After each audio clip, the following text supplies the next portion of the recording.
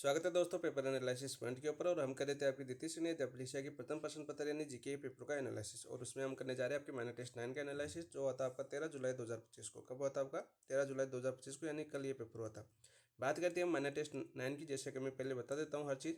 तो ये आपने बता दूँ, मैं अपने ग्रुप सी का पेपर है। कौन सा आपका? ग्रुप सी का। ग्रुप सी क्यों बता रहा हूँ? क्योंकि हमने 3 ग्रुप में पेपर को बांटा था। हमने ग्रुप ए, ग्रुप बी और ग्रुप सी।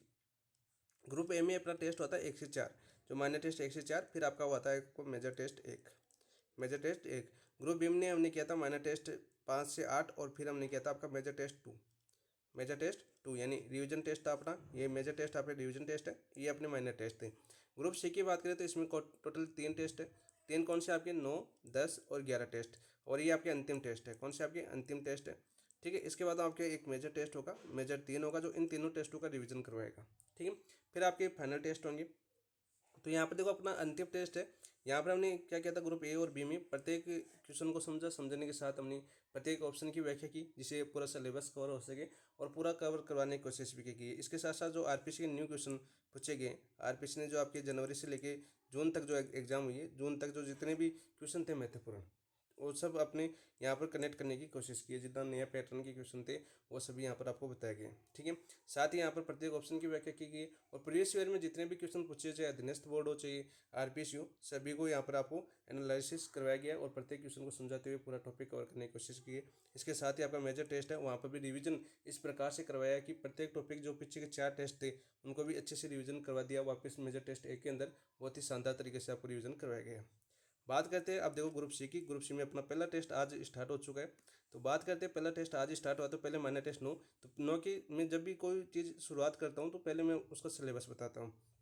माइनर टेस्ट 9 की बात करें तो माइनर टेस्ट 9 में क्या कौन से सिलेबस होंगे सर, सबसे पहले वो तो बताओ। तो माइनर टेस्ट 9 की बात करें तो पहला होगा आपका विश्व ज्योग्राफी, विश्व भूगोल की बात करें। तो विश्व भूगोल की बात करें तो कौन से क्वेश्चन होंगे? तो इसमें आपके 25 क्वेश्चन, जो आपके 20 या 25 क्वेश्चन है, 20 क्वेश्चन आपके 20 या 25 क्वेश्चन वो आपके विश्व भूगोल के होंगे। और टॉपिक कौन सा होगा? वो टॉपिक मैं बता देता हूँ आपको। महासागर होगा एक, तो महासागर होगा, महासागर हो गया, और इसके साथ आपकी पवनें होंगी। ठीक है। ये तो आपके विश्व भूगोल के टॉपिक थे। महाद्वीप और वगैरह अपने वैश्विक प्रवास ये अपन पीछे के टेस्टों में कर चुके हैं। जैसे आपके सिलेबस के टॉपिक है विश्व ज्योग्राफी के, जैसे हमने महाद्वीप पीछे अच्छे से किया था। प्रत्येक क्षेत्रफल के आधार पर इन जिले फटी थी, नदियाँ फटी थी, हर जो कौन से जिले में कौन सी नदी पड़ती है, भूमध्य रेखा कौन सी नदी को 2 बार काटती है, कर्क जो आपकी रेखा है कौन सी को 2 बार काटती है, हर को पढ़ा था, एक भी चीज़ को नहीं छोड़ा। ठीक है। उसी प्रकार महासागर को पढ़ेंगे। अपने 5 महासागर है, 5 महासागर को बहुत ही शानदार तरीके से पढ़ेंगे। पवनें फटेंगे। स्थानीय पवनों के नाम पूछे जाते हैं, जैसे आपके जो जिलों जो जिले क्या जो देशों के अंदर बहती हैं, जो आपके देशों के अंदर चलती है, जो प्रॉपर उन देशों के अंदर चलती है, उनके नाम आपके सेकंड ग्रेड में पूछे जाते हैं। ठीक है। वो अपन देखेंगे। इसके अलावा आपका जो साइकोलॉजी की बात करें तो साइकोलॉजी कौन से टॉपिक है? तो साइकोलॉजी आपका एक तो व्यक्तित्व था। इस टेस्ट के अंदर बताऊँ मैं, व्यक्तित्व के क्वेश्चन आएंगे आपके। व्यक्तित्व के अलावा कौन से आएंगे आपके? बुद्धि के क्वेश्चन आएंगे। तो यहाँ पर 2 टॉपिक आपके साइकोलॉजी के हो जाएंगे, जो आपके शैक्षिक मनोविज्ञान है उसके व्यक्तित्व और बुद्धि। एक आपका पॉलिटिकल साइंस का होगा। उस टॉपिक कौन सा आपका? जो आपका विदेश नीति से, भारतीय विदेश नीति होगी, जिसमें जवाहरलाल नेहरू का योगदान वगैरह हम पढ़ेंगे। कैसे आपने 1948 में जो आपके गुट निरपेक्षता का गठन किया गया, जवाहरलाल नेहरू का बहुत ही अच्छा योगदान था। शुरू के अंदर विदेश मंत्री वही रहे, जैसे आप प्रधानमंत्री बने थे, प्रधानमंत्री के साथ विदेश मंत्री का पद भी उन्हीं के पास था। ठीक है। इसके अलावा अपना एक करंट का क्वेश्चन आते हैं, जो आपकी कलाम का मई का, जो आपका मई की करंट की क्वेश्चन पढ़ेंगे इसमें। ठीक है। ये आपका सिलेबस है, आपका माइनर टेस्ट होगा, और इन्हीं को आधार बनाकर हम बहुत ही शानदार तरीके से इस सिलेबस को कवर करेंगे। ठीक है दोस्तों। बात करते हैं देखो क्वेश्चन नंबर 1 की शुरुआत करते हैं। पहले शुरुआत करने से पहले आप देखो, जिन दोस्तों ने अभी तक चैनल को सब्सक्राइब नहीं किया, पहले तो चैनल को सब्सक्राइब कीजिए। ठीक है। फिर वीडियो देखिए। वीडियो आपको अच्छा लगता है, एनालिसिस अच्छा लगता है, विश्लेषण अच्छा लगता है तो लाइक भी कीजिए। उसके बाद अपने दोस्तों के साथ शेयर भी कीजिए। ठीक है दोस्तों, ताकि हमें भी मोटिवेशन मिले और आपके लिए और बेहतरीन से बेहतरीन आपके लिए कर सकें। ठीक है दोस्तों। तो चलो शुरुआत करते हैं। जब तक शुरुआत करें तब तक आप सब्सक्राइब कर दीजिए, वीडियो को लाइक कर दीजिए। तो अब देखते हैं, हम शुरुआत करते हैं। पहला क्वेश्चन क्या आता है आपका? विश्व ज्योग्राफी से आपका पहला स्टार्ट होता है और महासागर से आपका क्वेश्चन शुरुआत होता है। देखिए आपकी 0 डिग्री देशांतर निम्नलिखित में से किस महासागर से गुजरती है? तो आंसर बताइए कमेंट के अंदर। प्रशांत महासागर से गुजरती है, आर्कटिक महासागर से गुजरती है, या अटलांटिक महासागर से गुजरती है, या दक्षिणी महासागर से गुजरती है? बात किसकी कर रहा है? आपका 0 डिग्री देशांतर की बात कर रहे हैं। तो कौन से महाद्वीप से नहीं गुजरती, ये हमें बताना है। कौन से महाद्वीप से नहीं गुजरती? तो ये आपकी प्रशांत महासागर से नहीं गुजरती। कौन से महासागर से नहीं गुजरती है? आपकी प्रशांत महासागर से नहीं गुजरती है। ठीक है। आर्कटिक महासागर से गुजरती है, अटलांटिक महासागर से गुजरती है, और दक्षिण महासागर से गुजरती है। ठीक ठीक है। तो जो 4 महासागर है वो तो यहीं पर आपको दे देंगे। बात कर लेते हैं सबसे पहले, देखो अटलांटिक महासागर की बात करता हूँ, इंपॉर्टेंट आपके लिए ये है। अटलांटिक महासागर में थोड़े बता देता हूँ, क्यों बताता हूँ अटलांटिक महासागर क्यों है, क्योंकि देखो इस महासागर में इस महासागर में 0 डिग्री आपकी अक्षांश व 0 डिग्री देशांतर एक दूसरे को आपस में काटती है। जो रेखा है एक दूसरे को आपस में काटती है।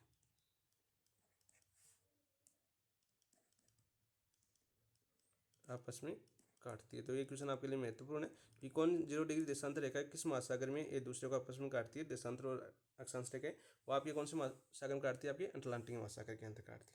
अटलांटिक महासागर की बात करें तो इसकी आकृति कैसी है, आपकी एस, अंग्रेजी के जो वर्णमाला का एस अक्षर है उसके समान इसकी आकृति है, ठीक है। बात करते हैं देखो आर्टिक महासागर। आर्टिक महासागर सबसे पहले आपको ये पता होना चाहिए कि आर्टिक महासागर कहाँ पर है। तो देखो आपका जो उत्तरी महासागर है, कौन सा आपका उत्तरी ध्रुव है, उत्तरी ध्रुव है। इस उत्तरी ध्रुव के चारों ओर फैला हुआ है, चारों ओर फैला हुआ है। तो उत्तरी ध्रुव के चारों ओर कौन सा महासागर फैला हुआ है, आपका आर्कटिक महासागर फैला हुआ है। सर इसकी आकृति कैसी है, आकृति इसकी वर्ताकार है। कैसी आपकी वर्ताकार आकृति में आकृतियाँ पूछी जाती है महासागरों की, तो यहाँ पर याद करना बहुत जरूरी हो जाता है। तीसरी बात करते हैं तो दक्षिणी महासागर, जो आपका 5वां महासागर है। वैसे देखा जाए तो 5वां महासागर है। पहला कौन सा आपका प्रशांत, दूसरे नंबर पर आपका अटलांटिक आता है, तीसरे नंबर पर आपका हिंद महासागर आता है, चौथे पर आपका आर्टिक महासागर आता है और 5वें नंबर पर आपका दक्षिण महासागर आते हैं। 5वां महासागर आपको याद होनी चाहिए अच्छे से। तो आप ये बात करते हैं, जो आपके दक्षिणी महासागर की बात करते हो, इसकी आकृति पूछी जाती है, बार बार एग्जाम में इसकी आकृति पूछी गई है। तो आकृति बात करते तो इसकी आकृति वलय के समान है। किसके समान, आपकी वलय के समान इसकी आकृति है, ठीक है। कहाँ पर ये आपके दक्षिण गोलार्ध में पड़ता है। दक्षिण जो आपका दक्षिणी महासागर है वो दक्षिण, देखो पहले नाम ही दिया हुआ है तो यहाँ से पकड़ सकते हो आप, दक्षिण गोलार्ध के अंदर ये महासागर आपका स्थित है, ठीक है। और बात करें किसके चारों तरफ फैला हुआ है आपका, तो अंटार्कटिका महाद्वीप है, अंटार्कटिका के चारों तरफ। तो हमने महासागर की बात करी जहाँ से आपकी 0 डिग्री देशांतर रेखा गुजरती है इन तीनों महासागरों में। तो कौन से नहीं गुजरती है, हमारी प्रशांत महासागर से नहीं गुजरती है। तो प्रशांत महासागर के बारे में क्या जानना जरूरी है, तो बात करते हैं प्रशांत महासागर। प्रशांत महासागर की बात करें तो इसकी आकृति कैसी है, सबसे पहले इसकी आकृति पूछी जाती है। आकृति देखो सभी महाद्वीप, जो महाद्वीप क्या महासागर है उनकी आकृति को सभी का आपको पता होनी चाहिए कि कौन सी आकृति किस महाद्वीप की है। तो इस जो आपका प्रशांत महासागर है इसकी आकृति कैसी है, आपकी त्रिभुजाकार। कैसी आपकी त्रिभुजाकार आकृति। ये पूछ लेगी त्रिभुजाकार आकृति का महासागर कौन सा है, तो आपका प्रशांत महासागर है। वलय के समान किस महासागर की आकृति है, तो वो आपकी दक्षिणी महासागर की। और आपकी अंटार्कटिका महासागर की पूछ ले कि एस, अंग्रेजी के एस अक्षर के समान आकृति कौन सी है, तो वो आपकी अंटार्कटिका महासागर की। तो यहाँ पर देखो त्रिभुजाकार है। वहीं आपकी देखो 0 डिग्री देशांतर तो दे दिया इसमें, ऑप्शन में क्या दिया हमें, 0 डिग्री देशांतर दे दिया। तो सर 0 डिग्री अक्षांश भी बता दो, तो 0 डिग्री अक्षांश पूछ ले, 0 डिग्री अक्षांश रेखा तो ये किस सागर से गुजरती है, 0 डिग्री अक्षांश रेखा। तो उसका भी यहाँ पर आपको जानना जरूरी हो जाता है। तो 0 डिग्री रेखा है, इसको क्या बोल सकते हैं, आपकी भूमध्य रेखा भी बोल सकते हैं या विषुवत रेखा भी बोल सकते हैं, भूमध्य या विषुवत रेखा। तो बताओ भाई 0 डिग्री अक्षांश रेखा, भूमध्य रेखा या विषुवत रेखा किन महासागरों से गुजरती है, तो वो गुजरती है आपकी प्रशांत, अटलांटिक से क्यों गुजरती है, अटलांटिक में तो देशांतर और अक्षांश दोनों एक दूसरे को काटती है। और इसके साथ अपना हिंद महासागर, हिंद। तो इन 3 महासागरों से 0 डिग्री अक्षांश रेखा गुजरती है और 0 डिग्री देशांतर रेखा। 3 महासागर हमने देख लिए, 2, 3, 4 ऑप्शन। और प्रशांत से ये नहीं गुजरती है देशांतर रेखा। तो आंसर हो जाएगा आपका ऑप्शन नंबर 1। नेक्स्ट बात करते हैं क्वेश्चन नंबर 2 की। देखिए 2 क्या आता है आपका, सूची फर्स्ट को सूची सेकंड से सम्मिलित कीजिए। सूची फर्स्ट में हमें द्वीप दे रखे हैं और सूची सेकंड में हमें महासागर दे रखे हैं। देखो सूची फर्स्ट में हमें दे रखा है होन्शु द्वीप। तो होन्शु द्वीप हमें पता है कि कहाँ पर है, आपका जापान के अंदर है। और आपके जापान के द्वीपों का उत्तर से दक्षिण क्रम पूछा जाता है। तो जापान के द्वीप है बड़े क्षेत्रफल के आधार पर। देखो जापान के जो द्वीप है आपका सेकंड ग्रेड में क्वेश्चन आया हुआ है, तो यहीं पर आपको पता चल जाना चाहिए। ऑप्शन देखिए तो जापान के द्वीप है, उनका क्षेत्रफल में क्रम आपको पूछा गया आपके सेकंड ग्रेड में, सेकंड ग्रेड के अंदर, ठीक है। तो प्रवेश के क्वेश्चन साथ साथ आपको होना बहुत जरूरी होता है। तो सर क्षेत्रफल के क्रम में देखिए तो सबसे बड़ा द्वीप कौन सा, आपका होन्शु द्वीप है। कौन सा द्वीप है, सबसे बड़ा होन्शु द्वीप है। 2 नंबर पर कौन सा आता है, आपका होक्काइडो द्वीप आता है। कौन सा आपका होक्काइडो द्वीप आता है। 3 नंबर पर कौन सा आता है, क्यूशु द्वीप आता है। कौन सा द्वीप आता है, क्यूशु। और 4 नंबर पर कौन सा द्वीप आता है सर, वो आता है आपका शिकोकू। कौन सा आता है आपका शिकोकू। और ये आपका क्रम आपके सेकंड ग्रेड में पूछा गया है। तो यहाँ पर आपको क्या मैंने क्यों बताया क्रम, क्योंकि हमारा होन्शु द्वीप है, कौन सा आपका होन्शु द्वीप है, तो होन्शु द्वीप हमें पता चल गया कहाँ पर है आपका स्थित, जापान के अंदर स्थित है। और जापान के अंदर कौन सा महासागर है, जापान की जो पूरी तट पर है वो कौन सा महासागर पड़ता है, प्रशांत महासागर पड़ता है। तो यहाँ पर आंसर क्या हो जाएगा आपका ऑप्शन नंबर 1। अब देखो ऑप्शन नंबर 1 कौन से में, तो सर ऑप्शन नंबर 1 तो 1 में ही है, तो ऐसे ऑप्शन काटना भी आपको साथ साथ आना चाहिए। ठीक है, तो आंसर हो गया आपका ऑप्शन नंबर 1, कुछ भी टाइम नहीं लगाना। ठीक है, ऐसे टाइम भी बचता है। एजोस द्वीप की बात करें, फिर एजोस सर एजोस द्वीप है, तो इसका ये आपके जो आपका आइबेरियन द्वीप प्रायद्वीप है, कौन सा आपका आइबेरियन प्रायद्वीप के पश्चिम में स्थित है, और वो पड़ता है आपका उत्तरी अटलांटिक में, यानी उत्तरी अटलांटिक दे रखा है हमें कहाँ पर, कौन सा ऑप्शन, ऑप्शन नंबर 4 आपका दे रखा है। तो यहाँ पर उत्तरी अटलांटिक में पड़ता है, और उत्तरी अटलांटिक में कहाँ पर पड़ता है आपका जो आपका आइबेरियन प्रायद्वीप है, आइबेरियन प्रायद्वीप, इस प्रायद्वीप के पश्चिम में पड़ता है। ये क्वेश्चन पूछे जाते हैं भाई आपकी कोर्ट के अंदर, किसके पश्चिम में पड़ता है, किसके पश्चिम में नहीं पड़ता, द्वीप के नाम पूछे जाते हैं। ठीक है, फिर देखो आपका डिएगो ग्रासिया द्वीप है, डिएगो ग्रासिया द्वीप की बात करें, ये आपका इसमें देखो आपका ये चर्चा का विषय अभी डिएगो ग्रासिया क्यों है, क्योंकि अब तक इस पर इंग्लैंड का अधिकार था। डिएगो ग्रासिया द्वीप पर किसका अधिकार था, आपका चागोस द्वीप भी आ सकता है इसकी जगह, इंग्लैंड का अधिकार था। अभी आपके आधिकारिक रूप से इंग्लैंड ने घोषणा कर दी 2025 के अंदर ही कि ये द्वीप अब वापस से मॉरिशस को दिया जाएगा, किसको, मॉरिशस को ये द्वीप दिया जाएगा। तो मॉरिशस को ये द्वीप सौंपा गया अभी इंग्लैंड के द्वारा। तो ये चर्चा का विषय है कि काफ़ी दिनों के बाद अभी जाके काफ़ी विवाद हुआ रहता था उनके बीच में, अब जाके इस विवाद को सुलटाया गया। तो ये चर्चा का विषय तो आपसे याद होना चाहिए। और आपका मॉरिशस कहाँ पर पड़ता है, आपका हिंद महासागर में, तो आंसर हो जाएगा ऑप्शन नंबर 2। तो ये चर्चा के विषय है, इसकी जगह चागोस द्वीप भी आ सकता है। लेकिन यहाँ पर देखो एक जो डिएगो ग्रासिया है, यहाँ पर एक ब्रिटेन का सैन्य अड्डा है, उस पर नियंत्रण अभी ब्रिटेन का रहेगा, ये भी आपको याद कर लेना। ये पूछा जाता है किस द्वीप पर किस देश का अधिकार है, तो अब ये इसे पूछेगा क्वेश्चन, मान लीजिए आता है आपका न्यू चर्चा का क्वेश्चन आता है, तो अब आपका मॉरिशस का अधिकार है, किसका अधिकार है, मॉरिशस का। इतने दिन किसका अधिकार था इस पर, इंग्लैंड का अधिकार था। तो इस करंट के क्वेश्चन भी आपको पता होना चाहिए, जिस आपकी जो टीचिंग एग्जाम की तैयारी कर रहे हो आप। तो आपका चागोस द्वीप आ सकता है, या डियोग्रासिया द्वीप है, वो अपने हिंद महासागर में स्थित है, जैसा कि ऑप्शन तो अपना एक आंसर हो गया है। न्यू साइबेरियन द्वीप की बात करें तो वो आपका आर्टिक महासागर में, कौन से महासागर में, आपके आर्टिक महासागर में। अभी मैंने बताया आर्टिक महासागर कहाँ पर है, आपका उत्तरी महासागर के चारों, सॉरी उत्तरी ध्रुव की चारों तरफ वर्ताकार आकृति में फैला हुआ है आर्टिक महासागर। ठीक है, और वो आपका न्यू साइबेरियन द्वीप है, और पूर्व में स्थित है, इस आर्टिक के पूर्व में स्थित है ये। तो यहाँ पर आंसर हो गया आपका ऑप्शन नंबर 1। नेक्स्ट बात करते हैं क्वेश्चन नंबर 2 की, 2 तो हो गया, 3 की बात करते हैं हम।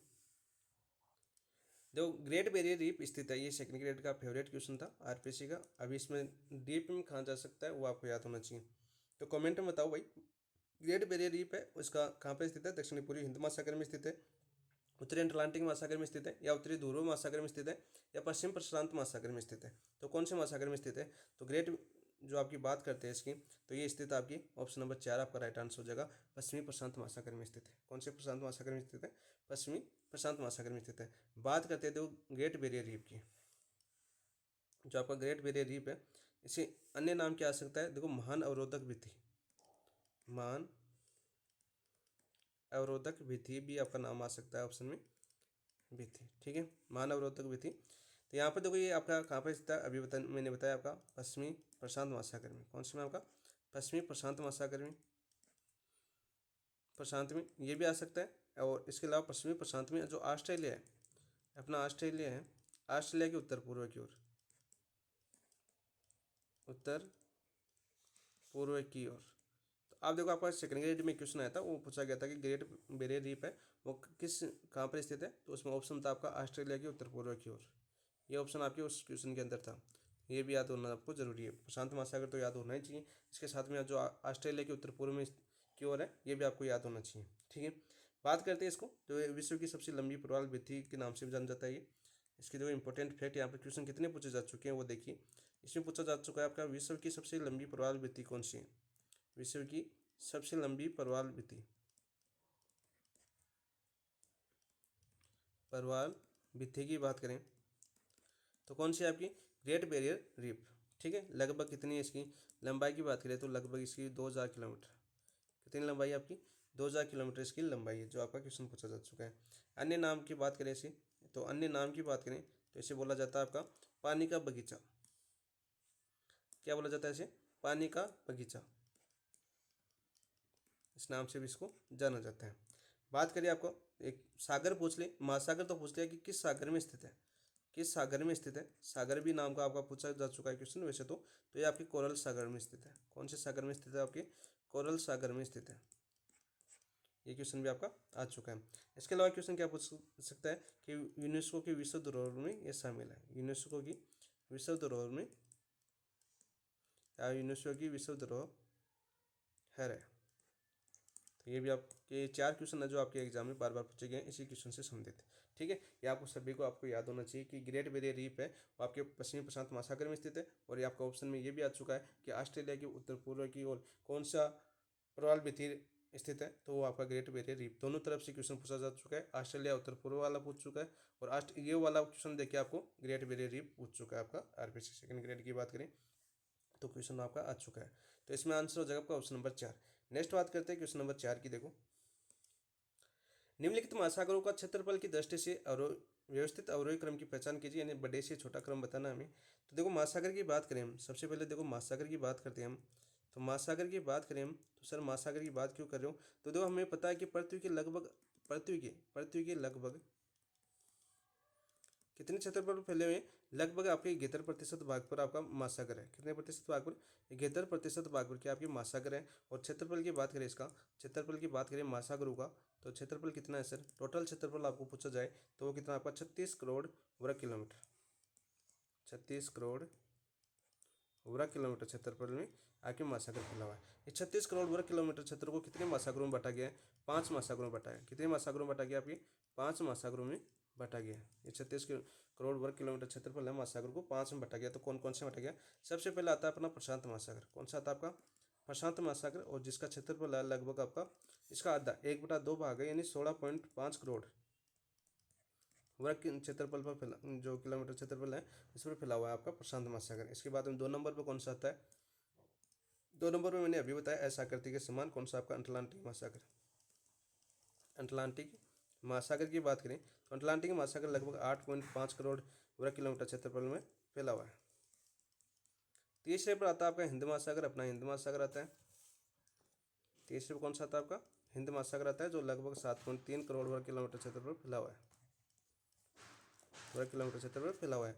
4 नंबर पर कौन सा आएगा आपका? दक्षिणी महासागर आएगा। कौन सा आएगा आपका? दक्षिणी महासागर आएगा। और दक्षिणी महासागर की बात करें जो आपका 2 करोड़ पर फैला 2 करोड़ वर्ग किलोमीटर क्षेत्रफल फैला हुआ है।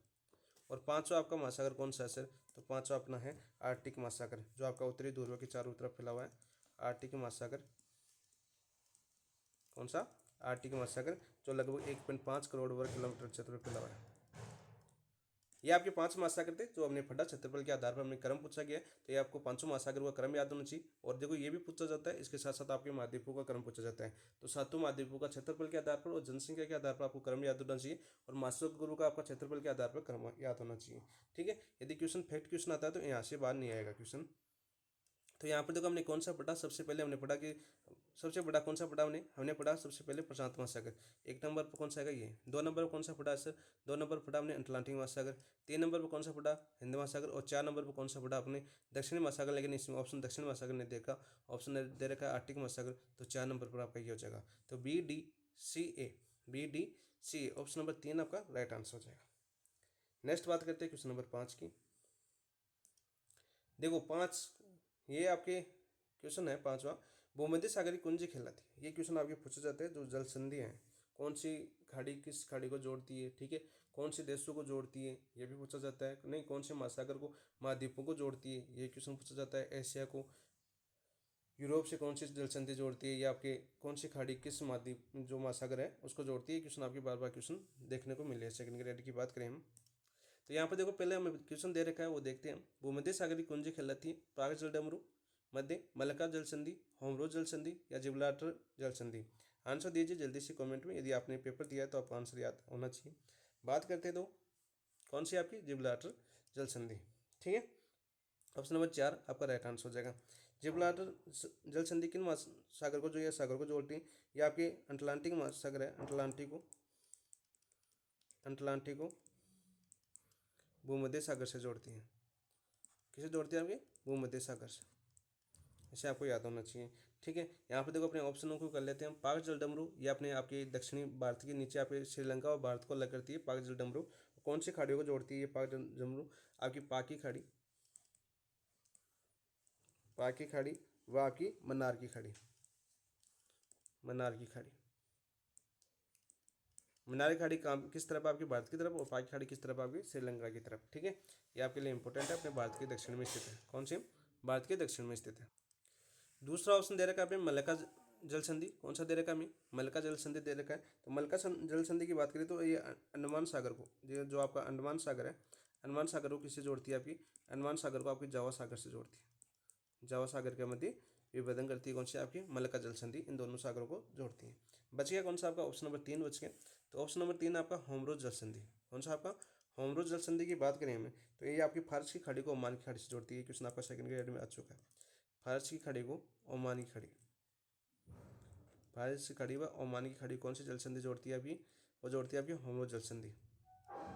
ये क्वेश्चन आ चुका है कि कौन सी फारस की खाड़ी और ओमान की खाड़ी को जोड़ने वाली जल संधि कौन सी है? वो आपकी होमरोज जल संधि आपकी सेकंड ग्रेड में क्वेश्चन पूछा जा चुका है। बाकी आपका ये जिब्राल्टर जल संधि आपका सेकंड ग्रेड में पूछा जा चुका है, और पाक जल डमरू भी आपका सेकंड ग्रेड में पूछा जा चुका है। इन 3 क्वेश्चन ऐसे पूछा जा चुका है। मलक्का जल संधि भी आपकी पूछी जा चुकी है। चारों क्वेश्चन आपकी पूछे जा चुके हैं। बात करते हैं आपका ऑप्शन नंबर 4 इसका हो गया 5 का। नेक्स्ट बात करते हैं क्वेश्चन नंबर 6 की।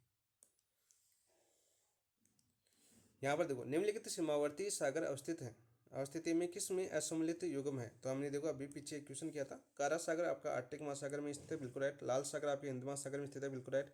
कोरल सागर जहाँ पर आपका ग्रेट बैरियर रीफ पढ़ी थी हमने अभी, तो कोरल आपके उत्तरी प्रशांत में थोड़ी है। कौन सी में? आपकी दक्षिणी प्रशांत के अंदर है। कौन से प्रशांत में? आपके दक्षिणी प्रशांत में। तो आपका असम्मिलित कौन सा हो जाएगा? आपका ऑप्शन नंबर 3 आपका असम्मिलित हो जाएगा यहाँ पर राइट आंसर। कैरिबियन सागर आपके पश्चिमी अटलांटिक महासागर में स्थित है। कैरिबियन सागर कौन से? ये क्वेश्चन ऐसे आता है आपका, कैरिबियन सागर किस महासागर में स्थित है? तो पश्चिमी अटलांटिक महासागर में स्थित है। तो ये सभी आपके चारों ऑप्शन आपको याद होने चाहिए। वहीं आपका कोरल सागर अभी हमने पढ़ा, चर्चा का विषय था अपना, ग्रेट बैरियर रीफ के बारे में हमने जाना। वहाँ पर वो ग्रेट बैरियर रीफ है वो आपकी कोरल सागर में स्थित है, और कोरल सागर हमने पढ़ा दक्षिणी प्रशांत महासागर में स्थित है, जो ऑस्ट्रेलिया के उत्तर पूर्व में स्थित है। नेक्स्ट बात करते हैं क्वेश्चन नंबर 7 की बात करते हैं हम। देखो, सूची फर्स्ट को सूची सेकंड के साथ सम्मिलित कीजिए। सूची फर्स्ट में गर्त, तो आपका एक क्वेश्चन गर्त का क्वेश्चन बार बार आ चुका है, और महासागर देखते जो मेरियाना गर्त आपका क्वेश्चन बार बार आएगा, क्योंकि सबसे गहरा गर्त कौन सा आपका विश्व का? आपका मेरियाना गर्त है। और मेरियाना गर्त है उसकी बात करें तो कहाँ पर स्थित है? आपका मेरियाना गर्त आपके प्रशांत महासागर में स्थित है। कौन से में? आपके प्रशांत महा। तो यहाँ पर आ जाएगा ऑप्शन नंबर 1। कौन से प्रशांत सागर में स्थित है? आपके उत्तरी प्रशांत में स्थित है। प्रशांत भी आ सकता है और उत्तरी प्रशांत भी आ सकता है। उत्तरी प्रशांत भी आ सकता है आपके ऑप्शन में, क्योंकि सेकंड ग्रेड में आपका उत्तरी प्रशांत आपका पूछा गया है, इसलिए मैं थोड़ा सा साथ ही बता देता हूँ। प्रेस ईयर की क्वेश्चन भी हम साथ साथ कर रहे हैं, ये भी मैं बताता हूँ हमेशा। तो मेरियाना गर्त की बात कर लेते हैं, फिर बाकी खाइयों को जोड़ते हैं। बाकी आपके हर महासागर की सबसे न्यूनतम खाई दी हुई है अपने ऑप्शन में गर्त है वो।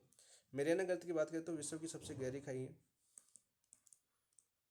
विश्व की सबसे गहरी खाई का नाम पूछे तो सबसे गहरी खाई का नाम पूछे तो वो कौन सा? आपका मेरियाना गर्त है। और किस महासागर में स्थित है? उत्तरी प्रशांत महासागर में। देखो वहाँ पर प्रशांत भी आ सकता है, उत्तरी प्रशांत भी आ सकता है। यदि वहाँ पर दक्षिणी प्रशांत इसी ऑप्शन में आया कि दक्षिणी प्रशांत में है, उत्तरी अटलांटिका में है, या दक्षिणी प्रशांत में, तो यहाँ पर आपको उत्तरी प्रशांत याद होना चाहिए। आपको कौन सा याद होना चाहिए? उत्तरी प्रशांत याद होना चाहिए। और इस जो आपका गहरी गर्त है, इसका गहरा बिंदु है, गहरा बिंदु है, उसका नाम क्या है? आपका चैलेंजर गर्त है। उसका नाम क्या है? आपका चैलेंजर गर्त, चैलेंजर गर्त। और चैलेंजर गर्त की ये आपके नंबर मीटर में पूछी जा चुकी कितनी गहराई है? तो 11,034 मीटर गहराई में स्थित आपका चैलेंजर गर्त, जो कौन सी खाई के अंदर स्थित है? मेरियाना खाई के अंदर स्थित है, यानी गर्त के अंदर स्थित है। क्वेश्चन आपको पूछा जा चुका है, ये भी पूछा जा चुका है, ये भी और ये भी। ठीक है, यहाँ पर बात करते हैं। बाकी देखो आपका कौन सा जाए? आपका प्यूटोरिको गर्त है, वो किस महासागर का सबसे गहरा बिंदु है? तो सबसे गहरा बिंदु है, बात करते हैं इसकी, तो वह आपका अटलांटिक महासागर। प्यूटोरिको किस महासागर में स्थित है? अटलांटिक महासागर में। तो ये आप बताना कि उत्तरी अटलांटिक में है, दक्षिण अटलांटिक में है। यूरेशियन बेसिन की बात करें, यूरेशियन बेसिन है वो कहाँ पर स्थित है? आपकी आर्कटिक महासागर में। ठीक है, आर्कटिक महासागर आपको पता है कहाँ पर? उत्तरी ध्रुव के चारों ओर। सुंडागर्त अपने हिंद महासागर में। सुंडागर्त आपके जो जावा द्वीप है इधर स्थित है आपका। ठीक है, कौन से? जावा द्वीप वगैरह नहीं है क्या? जावा द्वीप के पास स्थित है आपका। अरे ऐसे देखो, ये अपना भारत है, ठीक है, ये आपके अंडमान निकोबार आ गए। ठीक है, जो आपका द्वीप समूह है, यहाँ पर अपना जो आपका जावा द्वीप है, और यहाँ पर स्थित आपका सुंडागर्त। ठीक है, ऐसे आपको मैप भी आपको याद होना चाहिए। आंसर हो जाएगा आपका ऑप्शन नंबर 3। कौन सा हो जाएगा? ऑप्शन नंबर 3 आपका राइट आंसर हो जाएगा। नेक्स्ट बात करते हैं तो क्वेश्चन नंबर 8 की। निम्नलिखित में से कौन सा सही नहीं है, कौन सा सही नहीं है, यह हमें क्वेश्चन पूछा गया। जल्दी से आंसर दीजिए कमेंट के अंदर। अटलांटिक महासागर का चौड़ा हो रहा है, क्या अटलांटिक महासागर चौड़ा हो रहा है? नहीं। प्रशांत महासागर सिकुड़ रहा है, सही बात है। चुंबकीय उत्तर ध्रुव अपनी जगह पर स्थिर नहीं है, चुंबकीय जो ध्रुव है वो अपनी जगह पर स्थिर नहीं है। लाल सागर धीमी गति से सिकुड़ रहा है, तो यहाँ पर देखो ये तो अटलांटिक महासागर है वो हमेशा चौड़ा हो रहा है, बिल्कुल राइट है। और प्रशांत महासागर सिकुड़ रहा है, अपना जो प्रशांत महासागर है वो धीरे धीरे कम होता जा रहा है, ठीक है, बिल्कुल राइट। और चुंबकीय उत्तर ध्रुव अपनी जगह पर स्थिर नहीं है, बिल्कुल नहीं है। लाल सागर धीमी गति से नहीं, तीव्र गति से सिकुड़ रहा है, यहाँ पर ये नहीं सिकुड़ रहा। आंसर हो जाएगा ऑप्शन नंबर 4। वही लाल सागर की बात करें तो किस महासागर में स्थित है लाल सागर? लाल सागर किस महासागर में स्थित है ये पूछ ले तो अपने हिंद महासागर में स्थित है, हिंद महासागर में स्थित है। तो कौन सा नहीं है आपका? लाल सागर धीमी गति से सिकुड़ रहा है, ये आपका सत्य कथन नहीं है। 8 का आंसर हो जाएगा ऑप्शन नंबर 4। नेक्स्ट बात करते हैं, देखो क्वेश्चन नंबर 9 की बात करते हैं। यहाँ पर देखो वेगनर का सिद्धांत दिया हुआ है। वेगनर के अनुसार एकाकी महाद्वीपीय पिंड को घेरे हुए वर्त महासागर का क्या नाम था? एकाकी महाद्वीपीय पिंड को घेरे हुए वर्त महासागर का नाम क्या था? देखो चारों ऑप्शनों की बात करते हैं तो देखो वेगनर थे, वेगनर ने क्या सिद्धांत दिया था? जब पृथ्वी एक थी, यानी जब पृथ्वी थी, जब जब सभी भाग जुड़े हुए थे, सभी भाग पृथ्वी के जुड़े हुए थे, तब इन्होंने बताया कि सभी भाग जुड़े हुए थे। जो आपका स्थल भाग था, कौन सा भाग आपका? स्थल भाग। तो स्थल भाग को क्या नाम दिया इन्होंने? स्थल भाग को नाम दिया आपका पेंजिया। क्या नाम दिया? पेंजिया। और इन्होंने जलीय भाग को क्या नाम दिया? जो जल था चारों तरफ, जलीय भाग को क्या नाम दिया? जलीय भाग को नाम दिया सर, कौन सा नाम दिया भाई बताओ? पेंथालासा। कौन सा नाम दिया आपका? पेंथालासा नाम दिया, ठीक है। फिर आगे चल महाद्वीपीय परिवर्तन हुए, जैसे महाद्वीप अपने स्थानों टूट के जब महाद्वीप जुड़े हुए थे सभी, तो उनको क्या बोला गया? पेंजिया। और जो जल था उसको पेंथालासा। लेकिन आगे जाके जो आपके महाद्वीप के टुकड़े हो गए, जैसे अलग अलग 7 महाद्वीपों में आपके विभक्त हुए, तो इन विभक्त होने के बाद पेंजिया के 2 टुकड़े हो गए। आगे जाके पेंजिया कितने टुकड़े हो गए आपके? 2 टुकड़े हो गए। तो पहले टुकड़े को जो आपका उत्तरी ध्रुव है, आपका उत्तरी ध्रुव है, इसको किस नाम से जाना गया? आपका अंगारा लैंड के नाम से। किस नाम से जाना गया आपका? अंगारा लैंड, या लोरेंसियन भी आ सकता है, लोरेसिया भी आ सकता है। तो यहाँ पर देखो आपका तीसरा ऑप्शन, उसको उत्तरी ध्रुव जब आपका स्थल भाग टूटा था उसको बोला जाता है लोरेसिया, ठीक है। और फिर आपका जो आपका दक्षिण की तरफ टूटा भाग, पेंजिया के 2 टुकड़े दक्षिणी तरफ टूटा, उसको क्या बोला आपका? Gondwana land, Gondwana land. और इन दोनों के बीच में, इन दोनों के बीच में जो आपके अंगारा लैंड और गोंडवाना लैंड के बाद बीच में, इन दोनों के बीच में जो जल एकत्रित हुआ, पेंथालासा का जो जल एकत्रित हुआ, पेंथालासा का इन दोनों के बीच में जल एकत्रित हुआ, तो जल एकत्रित हुआ उसे किस नाम से जाना गया? अपने टेटिस सागर के नाम से। किस नाम से जाना गया? टेटिस सागर के नाम से। ये था आपका वेगनर का सिद्धांत, जो हमने चारों को बांटा है हमने, किस प्रकार से वेगनर ने इस सिद्धांत को समझाया था पृथ्वी की, तो हमने यहाँ पर समझ लिया, ठीक है। कोई सा भी नाम आपके ऑप्शन में देखने को मिल सकता है। ये पूछा जा सकता है कि जो अंगारा लैंड और गोंडवाना लैंड के बीच में एकत्रित हुआ जल टेटिस सागर के नाम चल जाता है। क्वेश्चन आपका पहले आ चुका है 2013 के एग्जाम में, ठीक है। अब पता अभी आरपीएस का नया चेंज हो रहा है तो कोर्ट भी बच सकता है यहाँ से, ठीक है, याद करना। तो यहाँ पर क्या हो जाएगा आपका? महासागर का नाम पूछा है तो कौन सा आ जाएगा आपका? पेंथालासा। क्या आ जाएगा आपका? पेंथालासा आ जाएगा। तो जलीय भाग को क्या बोला था? पेंथालासा। ऑप्शन नंबर 2 आपका राइट आंसर हो जाएगा। नेक्स्ट बात करते हैं क्वेश्चन नंबर 10 की। निम्नलिखित द्वीप व कटक अवस्थिति में असुमलित है। जो द्वीप दे रखे हैं वो या कटक दे रखा है, तो ये कौन सा में असुमलित है ये पूछा है। तो सेशेल्स द्वीप आपके हिंद महासागर में स्थित है, आपने नाम सुना होगा। सेशेल्स कहाँ पर? आपका जापान में है, ठीक है। डॉल्फिन कटक आपके दक्षिणी अटलांटिक में नहीं है, यह आपका गलत हो जाएगा। डॉल्फिन कटक आपके कौन से अटलांटिक में? आपके उत्तरी अटलांटिक में। कौन से अटलांटिक में? आपके उत्तरी अटलांटिक में स्थित है।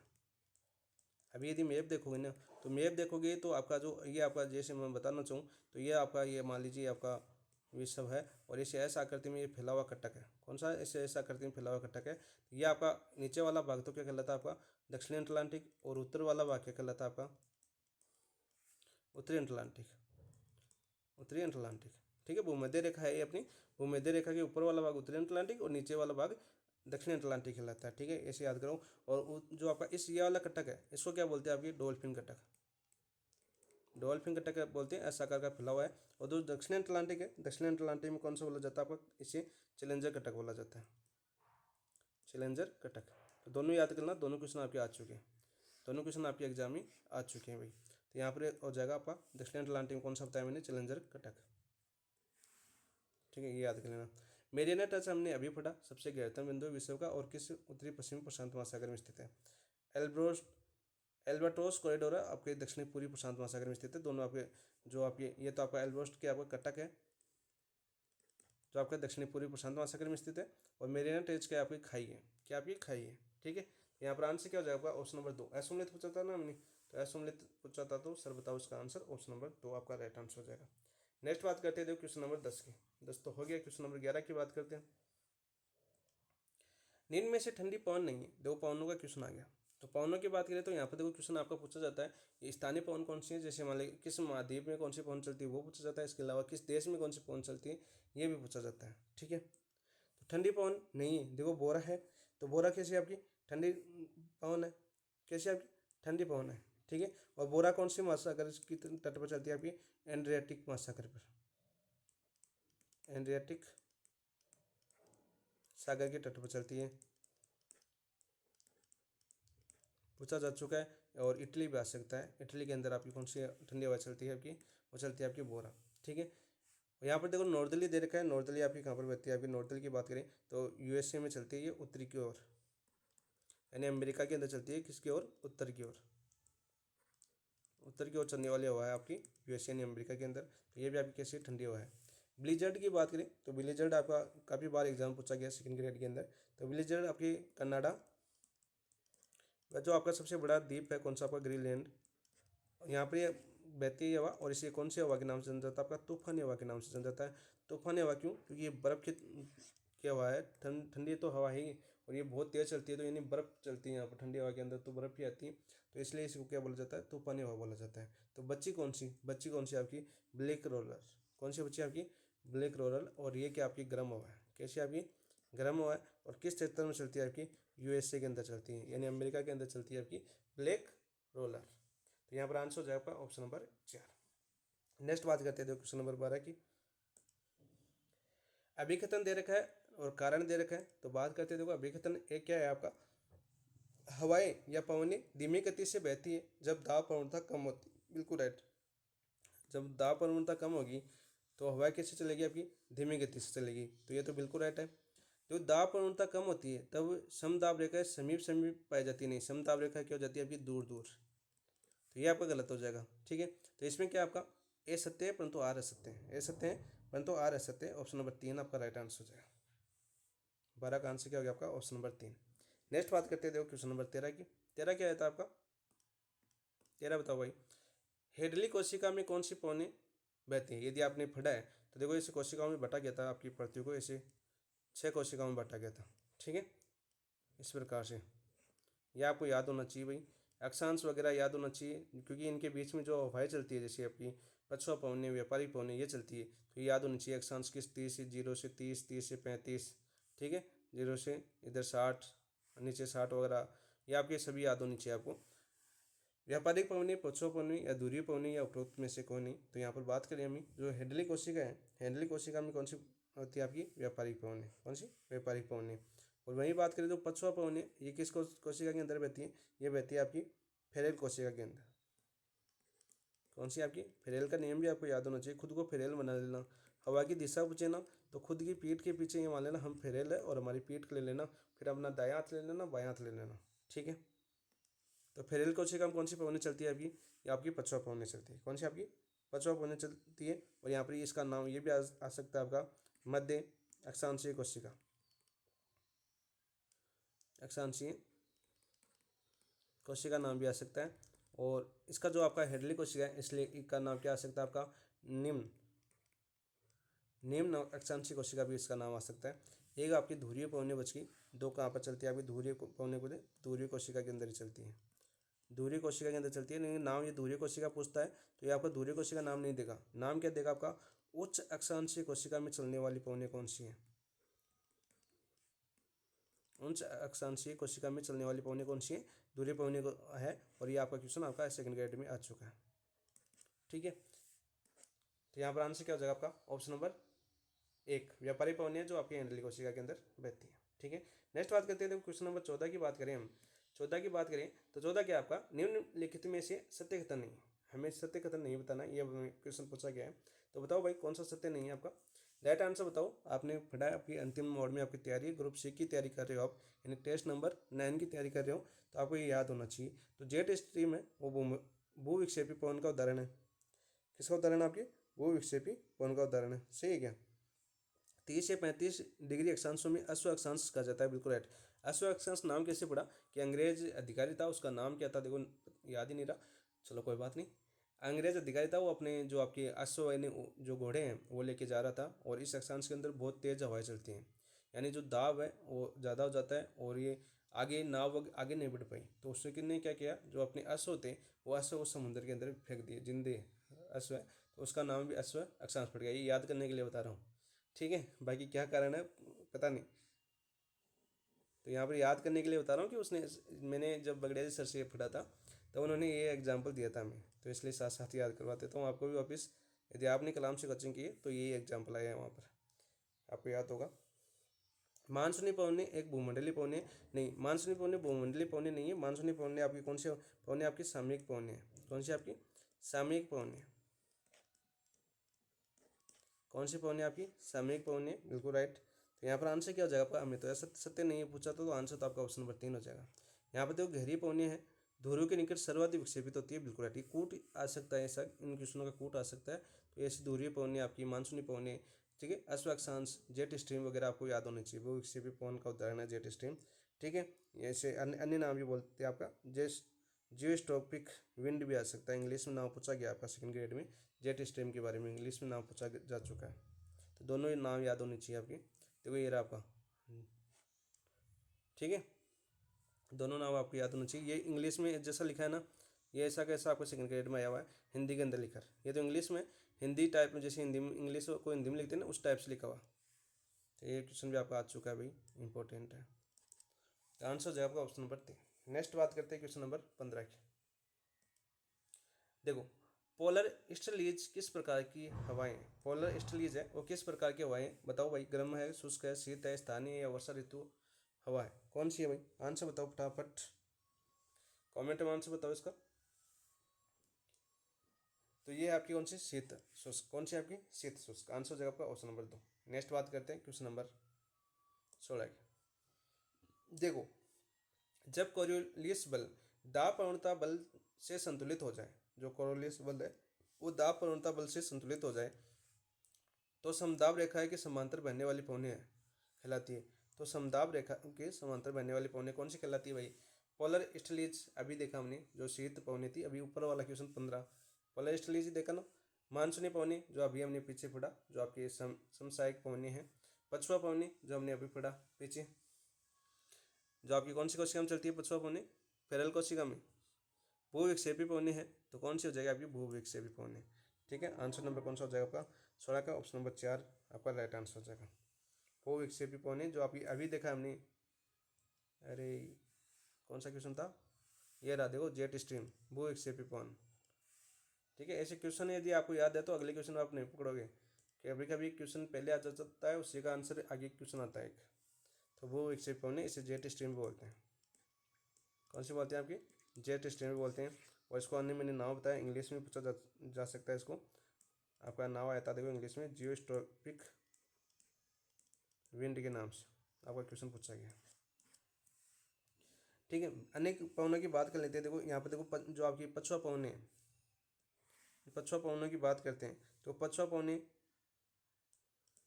पछुआ पवनों को देख क्या क्या नाम से जाना जाता है, पछुआ या पश्चिमी या वेस्टर्लीज,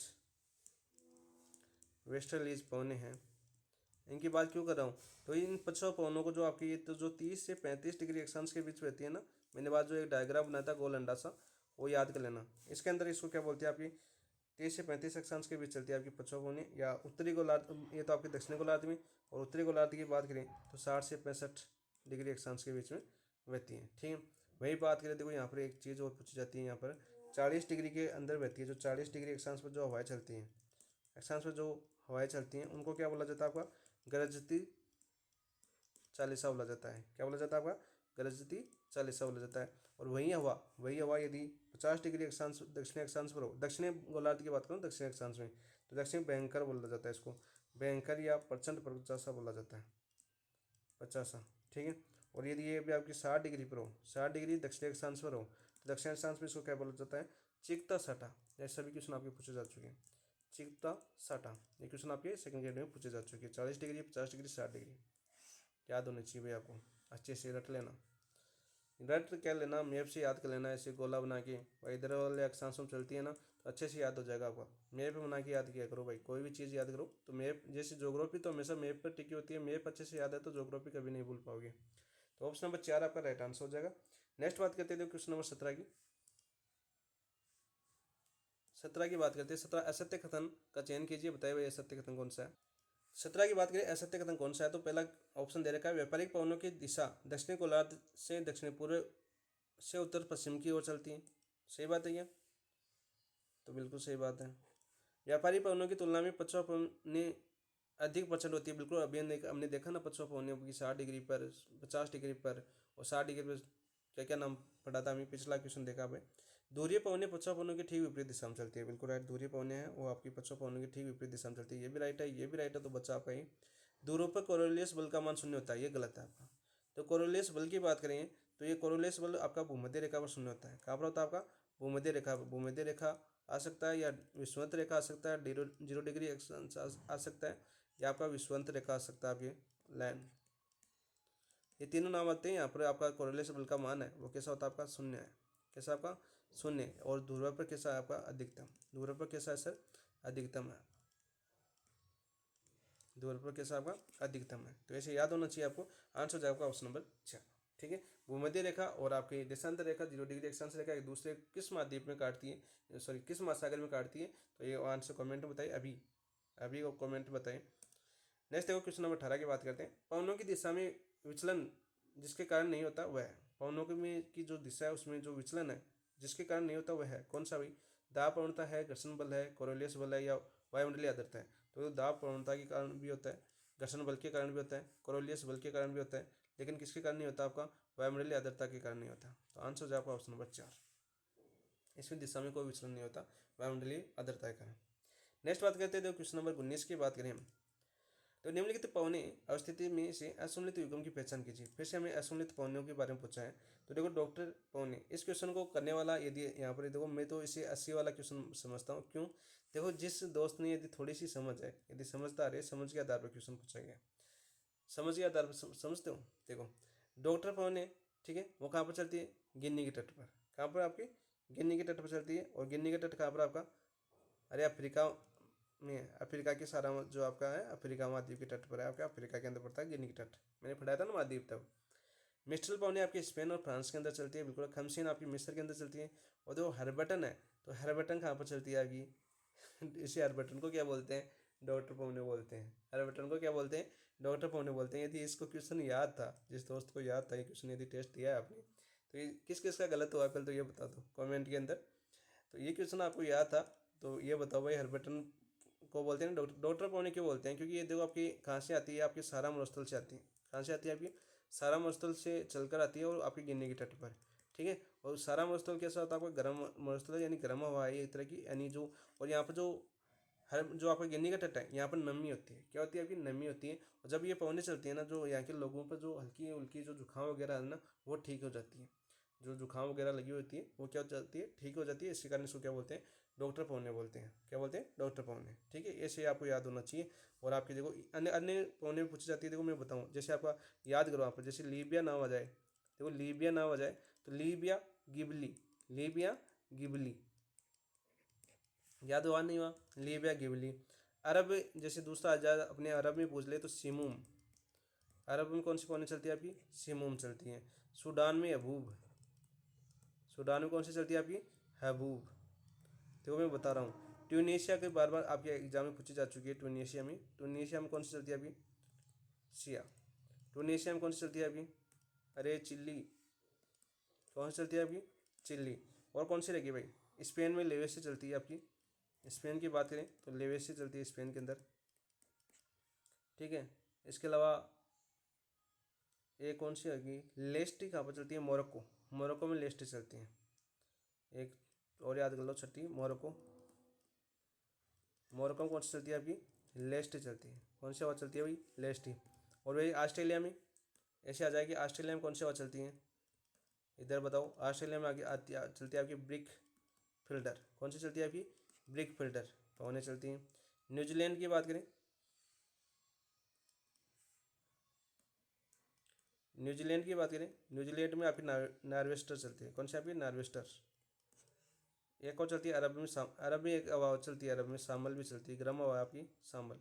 ये आपकी गर्म हवा है सभी।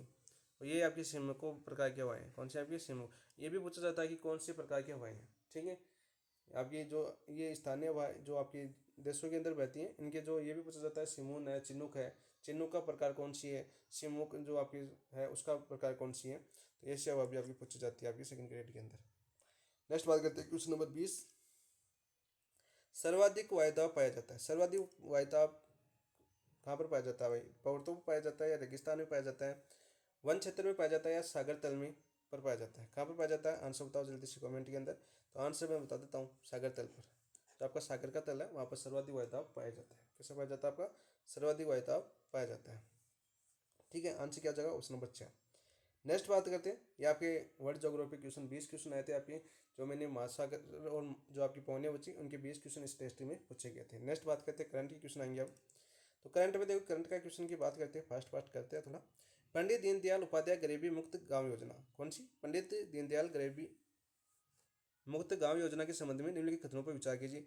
ये योजना का उद्देश्य बीपीएल परिवारों को स्वरोजगार से जोड़कर गरीबी रेखा के ऊपर लाना है। बिल्कुल राइट। जो बीपीएल के जो परिवार है उनको स्वरोजगार से जोड़कर गरीबी रेखा के ऊपर लाना है। बिल्कुल राइट बात है ये तो आपकी, ठीक है। इस योजना के प्रथम चरण में राज्य के प्रत्येक जिलों से 100 गांव चिन्हित किए गए। गलत, 100 गांव नहीं चिन्हित किए गए। कितने आपके? 122 गांव। कितने? 122 गांव प्रथम चरण में। प्रथम चरण की बात करें तो 122 गांव, तो ये आपका गलत हो जाएगा, ठीक है। देखो, योजना के अंतर्गत चिन्हित किए गए परिवारों को 31,000 रुपये की वार्षिक सहायता उपलब्ध करवाई जाएगी। नहीं, 31,000 की नहीं करवाई जाएगी। कितनी करवाई जाएगी आपकी? 21,000। कितनी करवाई जाएगी? 21,000 आर्थिक सहायता करवाई जाएगी। हमें क्या पूछा? उपयुक्त में से कौन सा सत्य नहीं है? देखो, सत्य यहाँ पर देख रहा आगे नहीं भी है, तो सत्य आपका नहीं है, 2 और 3 नहीं है, तो ऑप्शन आंसर हो जाएगा ऑप्शन नंबर 2। कौन सा हो जाएगा? Option number 2। और जो आपकी पंडित दीनदयाल उपाध्याय गरीबी मुक्ति योजना है, इसका कुल बजट की बात करें, कुल बजट की बात करें तो बजट कितना है इसका? 300 करोड़। कितना भाई? 300 करोड़ इसका बजट है। नेक्स्ट बात करते हैं क्वेश्चन नंबर 22 की।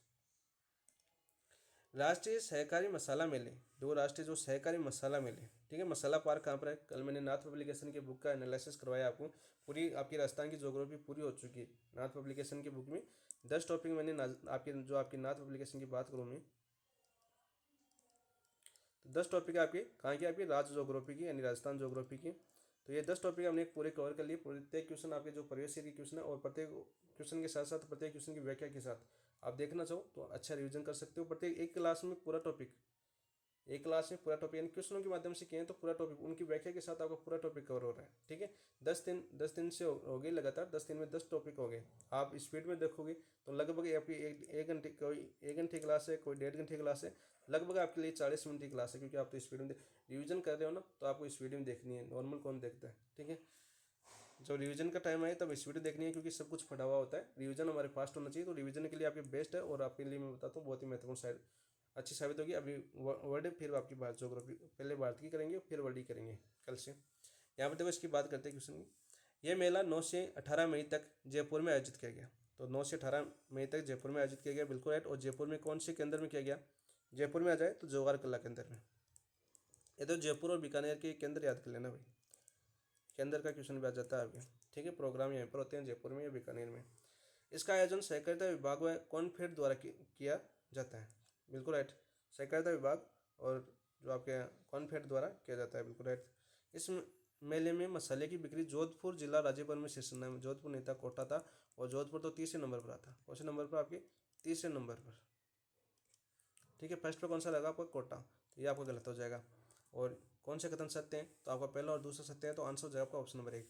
वही इसकी बात करें, जो आपका राष्ट्रीय सहकारी मेला है, इसकी टैग लाइन पूछ लिए, मान लीजिए टैग लाइन भी आपको याद होनी चाहिए। तो इसकी टैग लाइन क्या है आपकी? मसालों की खुशबू, मसालों, देखो इसमें आएगा, देखो मसालों की खुशबू से महकेगा जयपुर, मसालों की खुशबू से महकेगा जयपुर। अब आपको थीम पूछेगा तो उसमें आंसर देगा कि मसालों की खुशबू से महकेगा राजस्थान। यहाँ पर जयपुर की जगह आएगा राजस्थान, और आप सभी उस पर टिक करोगे। अरे भाई राजस्थान नहीं आएगा, जयपुर आएगा, याद कर लेना। ठीक ठीक टैगलाइन पूछी जा सकती है इसकी स्पेशल आपका।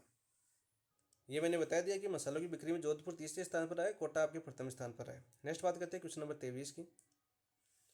मीट इंडिया कॉनक्लेव 2025 का आयोजन कहाँ किया गया? जो आपका मीट इंडिया कॉनक्लेव है आपका 2025, इसका आयोजन कहाँ पर किया गया? जोधपुर में, उदयपुर में, जयपुर में या बीकानेर के अंदर? तो ये किया गया था आपका जयपुर के अंदर। कहाँ पर आपका? जयपुर के अंदर। तो आंसर हो जाएगा ऑप्शन नंबर 3। और जयपुर में कब आयोजित होता है ये? आयोजित की बात करें तो ये 4 से 6 मई के बीच हुआ था, 4 से 6 मई 2025। ठीक है, ये भी याद कर लेना। डेट भी पूछी जा सकती है आपकी, डेट पूछी जा सकती है आपकी, यदि कोर्ट पूछता तो ये डेट आ सकती है। ठीक है, ऑप्शन नंबर 3 आपका राइट आंसर हो जाएगा 23 का। नेक्स्ट देखिए क्वेश्चन नंबर 24 की बात करें हम। विकसित कृषि संकल्प अभियान, इसका आंसर आप दोगे कमेंट के अंदर। विकसित जो आपके कृषि संकल्प अभियान है के संबंध में निम्नलिखित कथनों पर विचार कीजिए। तो राजस्थान में इसकी शुरुआत 19 मई को रलावता अजमेर से हुई, बिल्कुल राइट, रलावता अजमेर में। और इसकी शुरुआत करने वाले यानी उद्घाटन करने वाले मंत्री कौन थे? केंद्रीय मंत्री थे आपके भागीरथ चौधरी। कौन थे आपके? भागीरथ चौधरी। तो भागीरथ चौधरी का नाम याद करना। राजस्थान में यह अभियान ICAR द्वारा केंद्र और राजस्थान के सरकार के सहयोग से संचालित है, बिल्कुल राइट। तो ये भी बिल्कुल सही है। तीसरा आ जाए यहाँ पर, इस अभियान के अंतर्गत वैज्ञानिक गांवों में जाकर नवीन कृषि तकनीकों की जानकारी उपलब्ध करवाएंगे, बिल्कुल राइट। ये भी बिल्कुल सही है। तो आंसर क्या हो जाए आपका? ऑप्शन नंबर 4, 1 2 3 बिल्कुल राइट है। और इसका जो मॉनिटरिंग का जो है नियंत्रण कक्ष है इस अभियान का, जो आपका नियंत्रण कक्ष है वो क्या कहाँ पर बनाया गया है? वो बनाया गया आपका जयपुर के अंदर।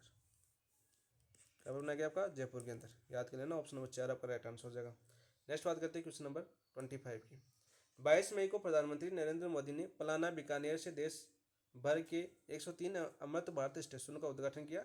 इसमें राजस्थान के कितने स्टेशन सम्मिलित है? अभी आपके पलाना में आए थे आपके नरेंद्र मोदी जी, बॉर्डर के ऊपर पलाना बीकानेर के अंदर, और बोला था जिस रनवे को पाकिस्तान उड़ाने वाले थे उसी पे मैं उतर के आया हूँ। ठीक है, पलाना बीकानेर के अंदर। तो इसमें 103 गाँवों को अमृत सरोवर रेलवे स्टेशन यानी भारतीय के स्टेशनों का उद्घाटन किया गया। इसमें राजस्थान कितने शामिल थे भाई? 17 थे, 8 थे, 11 थे या 5 थे? बताओ आंसर। आंसर आ जाओगे ऑप्शन नंबर 2, 8 थे। कितने थे आपके? 8 थे। और 8 कौन से थे? तो बात करते हैं, पहला आप बीकानेर आए थे तो देशनोक का उद्घाटन करेंगे। देशनोक, और देशनोक आपकी करणी माता के लिए प्रसिद्ध है, और यहाँ पर आ जाएगा बीकानेर। ठीक है। दूसरा आपका गोगा जी के चलते पहले दो लोक देवताओं की तरफ चल जाते हैं, लोक देवी की तरफ आ गए तो फिर लोक देवता की तरफ चलते हैं हम, गोगा मेड़ी। यहाँ पर आपके हनुमानगढ़ के अंदर है। ठीक है। अब चलो हो गया, बूंदी चले जाते हैं, अब बूंदी भी खा लेते हैं। ठीक है, साथ साथ ऐसे मैंने तो थोड़ा ट्रिक से याद किए हैं तो मैं बता देता हूँ। मैंने पहले माता जी गया, फिर मैं गोगा जी गया, फिर थोड़ी भूख लगी तो मैंने बूंदी खाई। बूंदी खाने के बाद में मैंने छोटा सोचा जो आपकी कछुआ वंश है आपकी उसके मंडलगढ़ चलते हैं। जो अंतिम जो आपके महाराणा प्रताप की तरफ अंतिम अभियान भेजा गया था मंडलगढ़ पतिराज कछुआ, जिसकी छतरी का आपकी मंडलगढ़ भीलवाड़ा के अंदर। तो चलो वहाँ पर चलते हैं। फिर आपने मैंने सोचा कि गोविंदगढ़ चलते हैं हम। फिर गोविंदगढ़ गए। गोविंदगढ़ कहाँ पर? अलवर वाले में। जो गोविंदगढ़ अलवर में भी है, जयपुर में भी, लेकिन ये जिले लिख रहा हूँ साथ, इसीलिए लिख रहा हूँ। फिर मैंने सोचा ये तो देख लिया हमने, तो फिर मंडावर महुआ देखने चला गया। मंडावर और महुआ रोड है वो कहाँ पर? आपकी दौसा के अंदर। पूरा राजस्थान घूम लिया मैंने तो। ठीक है। इसके बाद में मैंने सोचा वापस चलते हैं कोचिंग के पास, सीकर फतेहपुर शेखावटी आया वापस। और फतेहपुर शेखावटी कहाँ पर आपका? सीकर के अंदर। और गलती से नींद आ गई तो कहाँ चला गया? राजगढ़ वापस। कहाँ पर? राजगढ़ कहीं चूरू वाला मत कर देना, अलवर। ठीक है। राजगढ़ देखो अलवर में भी है, चूरू में भी है, और आपके अजमेर के अंदर भी है राजगढ़। ठीक है, लेकिन हमें कौन सा है? अलवर। ठीक है। बीकानेर से शुरू हुई और कहाँ पर जाके खत्म हुई? अलवर पर। ये 8 आपके आटो के नाम याद होनी चाहिए। यदि डीप क्वेश्चन आता है तो पक्का यहाँ से पूछेगा। ठीक है। ये से पूछ लेगा कौन सा 8 जो आपके अमृत भारत स्टेशनों में 4 ऑप्शन दे देगा, कौन सा नहीं है। तो ये क्वेश्चन आपका बनने के लिए इंपॉर्टेंट बनता है यहाँ से। ऑप्शन नंबर 2 आपका राइट आंसर हो जाएगा। नेक्स्ट क्वेश्चन नंबर 26 की बात करते हैं। High speed Vande Bharat superfast ट्रेनों के मेंटेनेंस हेतु राज्य का पहला मेंटेनेंस डिपो कहाँ स्थापित किया गया? कौन से जिले में स्थापित किया गया भाई वंदे भारत का? जयपुर में, जोधपुर में, भरतपुर में, अलवर के अंदर। तो इसका आंसर हो जाएगा आपका जोधपुर के अंदर। 26 का आंसर क्या हो जाएगा आपका? ऑप्शन नंबर 2 आपका राइट आंसर हो जाएगा। नेक्स्ट बात करते हैं क्वेश्चन नंबर 27 की। निम्नलिखित कथनों पर विचार कीजिए। चलो करते हैं भाई, 27 में कथनों पर तो विचार करने के लिए है। देखो ऐसे क्वेश्चनों को किस हिसाब से किया जाता है। देखो 23 मई को विधानसभा अध्यक्ष याद करो कौन है विधानसभा अध्यक्ष? अरे राजस्थान की फटा से विधानसभा अध्यक्ष कौन है आपके? वासुदेव देवनानी। कौन है आपके? वासुदेव देवनानी। वासुदेव देवनानी, बिल्कुल राइट।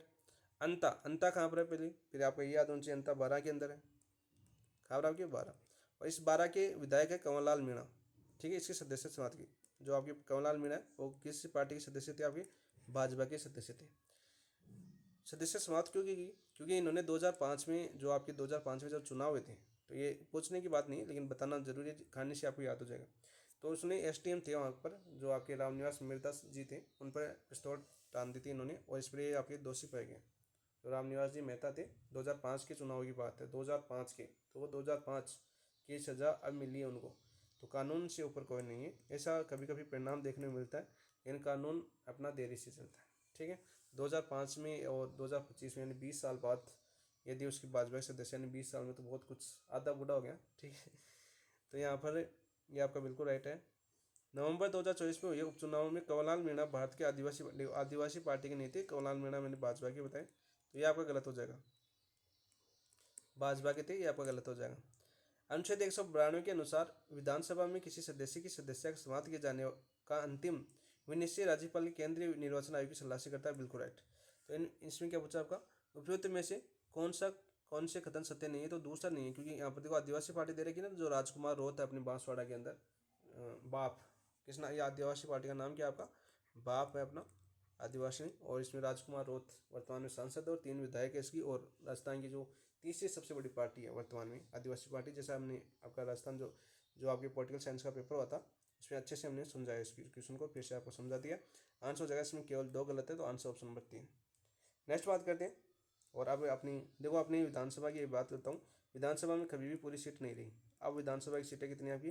199। ये भी पूछा जा सकता है। कांग्रेस की सीटें कितनी है याद कर लेना, और भाजपा की सीटें कितनी है वो याद कर लेना, और आपकी बाप की सीटें कितनी है वो याद कर लेना। नेक्स्ट बात करते हैं, और इनका जो निर्वाचन क्षेत्र भी पूछ ले, मान लिया चर्चा का विषय रहता, तो इसका निर्वाचन क्षेत्र की कोड संख्या पूछ ले, निर्वाचन क्षेत्र की संख्या क्या पूछ ले, क्योंकि आरबीसी थोड़ा डीप जा रहा है तो हम भी क्यों नहीं जाएंगे, एक कदम थोड़ा सा आगे बढ़ा देते हैं। तो 193। कौन सा आपका? 193।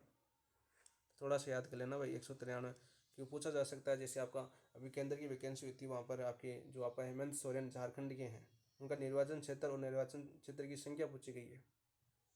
ठीक है, हेमंत सोरेन जानते हो झारखंड के, तो यहाँ पर आंसर हो जाएगा ऑप्शन नंबर 2, सॉरी 3, केवल 2 गलत है। नेक्स्ट बात करते हैं क्वेश्चन नंबर 28। वर्ष 2025 हेतु राजस्थान के किन 2 सांसदों को संसद रत्न अवार्ड प्रदान किया गया? तो संसद रत्न अवार्ड की बात करें तो कौन से चल रहे हैं? अभी 15 चल रहे हैं। कौन से आपके 15 संसद रत्न अवार्ड है वो किनको मिला है? हेमंत सोरेन आपका डी प्रेस में पूछा गया, अभी एग्जाम चल रही है पीजीटी की। Madan Rathore, CP Chaudhary, PP Chaudhary, Bhagirath Chaudhary, Hanuman Beniwal, Madan Rathore, CP Joshi, Arjun Ram Meghwal और मदन राठौड़। तो 28 में आपका आंसर क्या हो जाएगा? मदन राठौड़ जो आपके भाजपा के प्रदेश अध्यक्ष है, भाजपा के प्रदेश अध्यक्ष। अभी मैंने तो देखा था जब आरओएससी की एग्जाम हुई थी तब इनका शक्ल देखी थी। ठीक है, भाजपा प्रदेश अध्यक्ष है और ये आपके राज्यसभा सांसद है। जैसे आपके राज्यसभा सांसद है।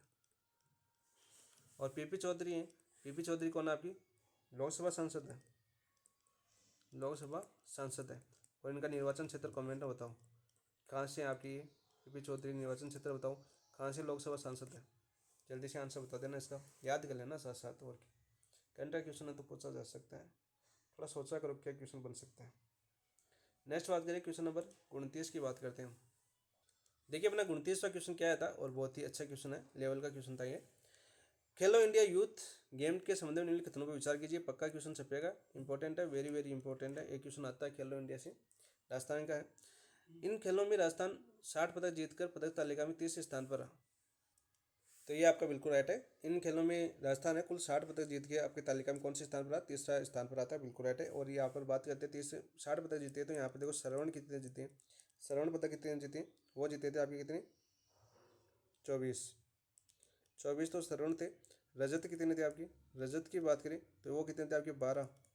और वहीं आपकी कांस्य की बात करें, कांस्य की बात करें तो वो कितने थे आपके 24। ठीक है, टोटल कितने हो गए आपके 60 हो गए। ठीक है, 14 दूनी 48 से 12 60। ठीक है, बताया मैंने। राजस्थान में सर्वाधिक स्वर्ण पदक शूटिंग में जीते, नहीं, सर्वाधिक स्वर्ण पदक शूटिंग में नहीं जीते, किसमें जीते आपके साइकिलिंग में। किसमें जीते आपके साइकिलिंग में।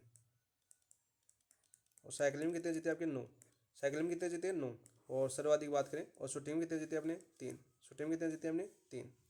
एथलेटिक हंसराज दाहिल ने 1.5 की ग्रेड डिस्क थ्रो में राष्ट्रीय रिकॉर्ड बनाते हुए स्वर्ण पदक जीता, बिल्कुल राइट।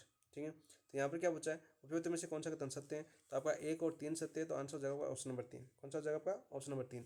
बात कर लेते हैं खेलो इंडिया यूथ गेम्स की, तो ये कहाँ पर बताइए, इसका ये 7वां संस्करण था। कौन सा था आपका, 7वें संस्करण की बात करते हैं, 7वां संस्करण था, और ये हुआ था अपने बिहार के अंदर। कहाँ पर होता है आपका, बिहार के अंदर। और कब होता है आपका, 4 से 15 मई, 4 से 15 मई 2025 को। ठीक है, तो 4 से 15 मई को हुआ था, कहाँ पर, बिहार के अंदर। कहाँ पर होता आपका, बिहार के अंदर होता। और संस्करण कौन सा होता आपका, 7वां संस्करण था। याद कर लेना यहाँ पर, क्योंकि डीप क्वेश्चन जा रहा है ना आरपी सिंह, कोर्ट का क्वेश्चन पूछ रहा है, क्योंकि खेलो इंडिया में अभी पूरे हर चीज़ को पूछ रहा है, कौन से में कितने पदक जीते, कितने 60 पदक जीते, कौन सा स्थान था। ठीक है, कौन सा एथलीट कितना भार था, जैसे आपका 1.5 की ग्रेड डिस्क थ्रो में था, तो ये सभी। यहाँ पर देखो कुल कितने खेल थे आपके, कुल खेलों की बात करें हम, तो कुल खेल थे आपके 27। कुल खेल कितने थे आपके 27 खेल थे, याद रखना। और इसकी थीम क्या थी आपकी, थीम की पूछ लें तो थीम थी आपकी खेल के रंग, खेल के रंग विकार के संग, विकार के संग। अरे बिहार था, विकार था, देख लेना, बिहार के अंदर हुए तो विकार के संग। ठीक है, याद कर लेना, ऑप्शन नंबर खेल के रंग विकार के संग। बात हो गई। इसका शुभकरण क्या था आपका, शुभकरण पूछ ले आपका, शुभंकर पूछ ले रे, शुभंकर है तो शुभंकर क्या आपका गज, शुभकरण क्या था आपका गज सिंह। कौन थे आपके, गज सिंह।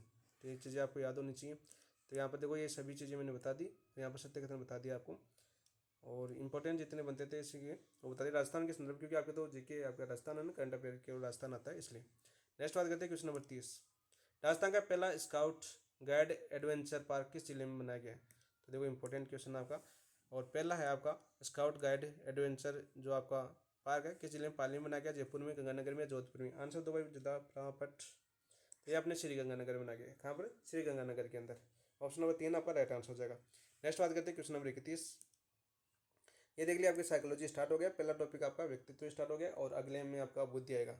बुद्धि और साइकोलॉजी 2 टॉपिक थे आपके इस टेस्ट के अंदर, मान्य टेस्टों में। अभी आप व्यक्तित्व की बात करते हैं हम सबसे पहले। तो देखो व्यक्तित्व के संबंध में असत्य कथन याद करो, असत्य कथन बताना है हमें। व्यवहारवादियों के लिए व्यक्तित्व की संरचनात्मक इकाई अनुक्रिया है।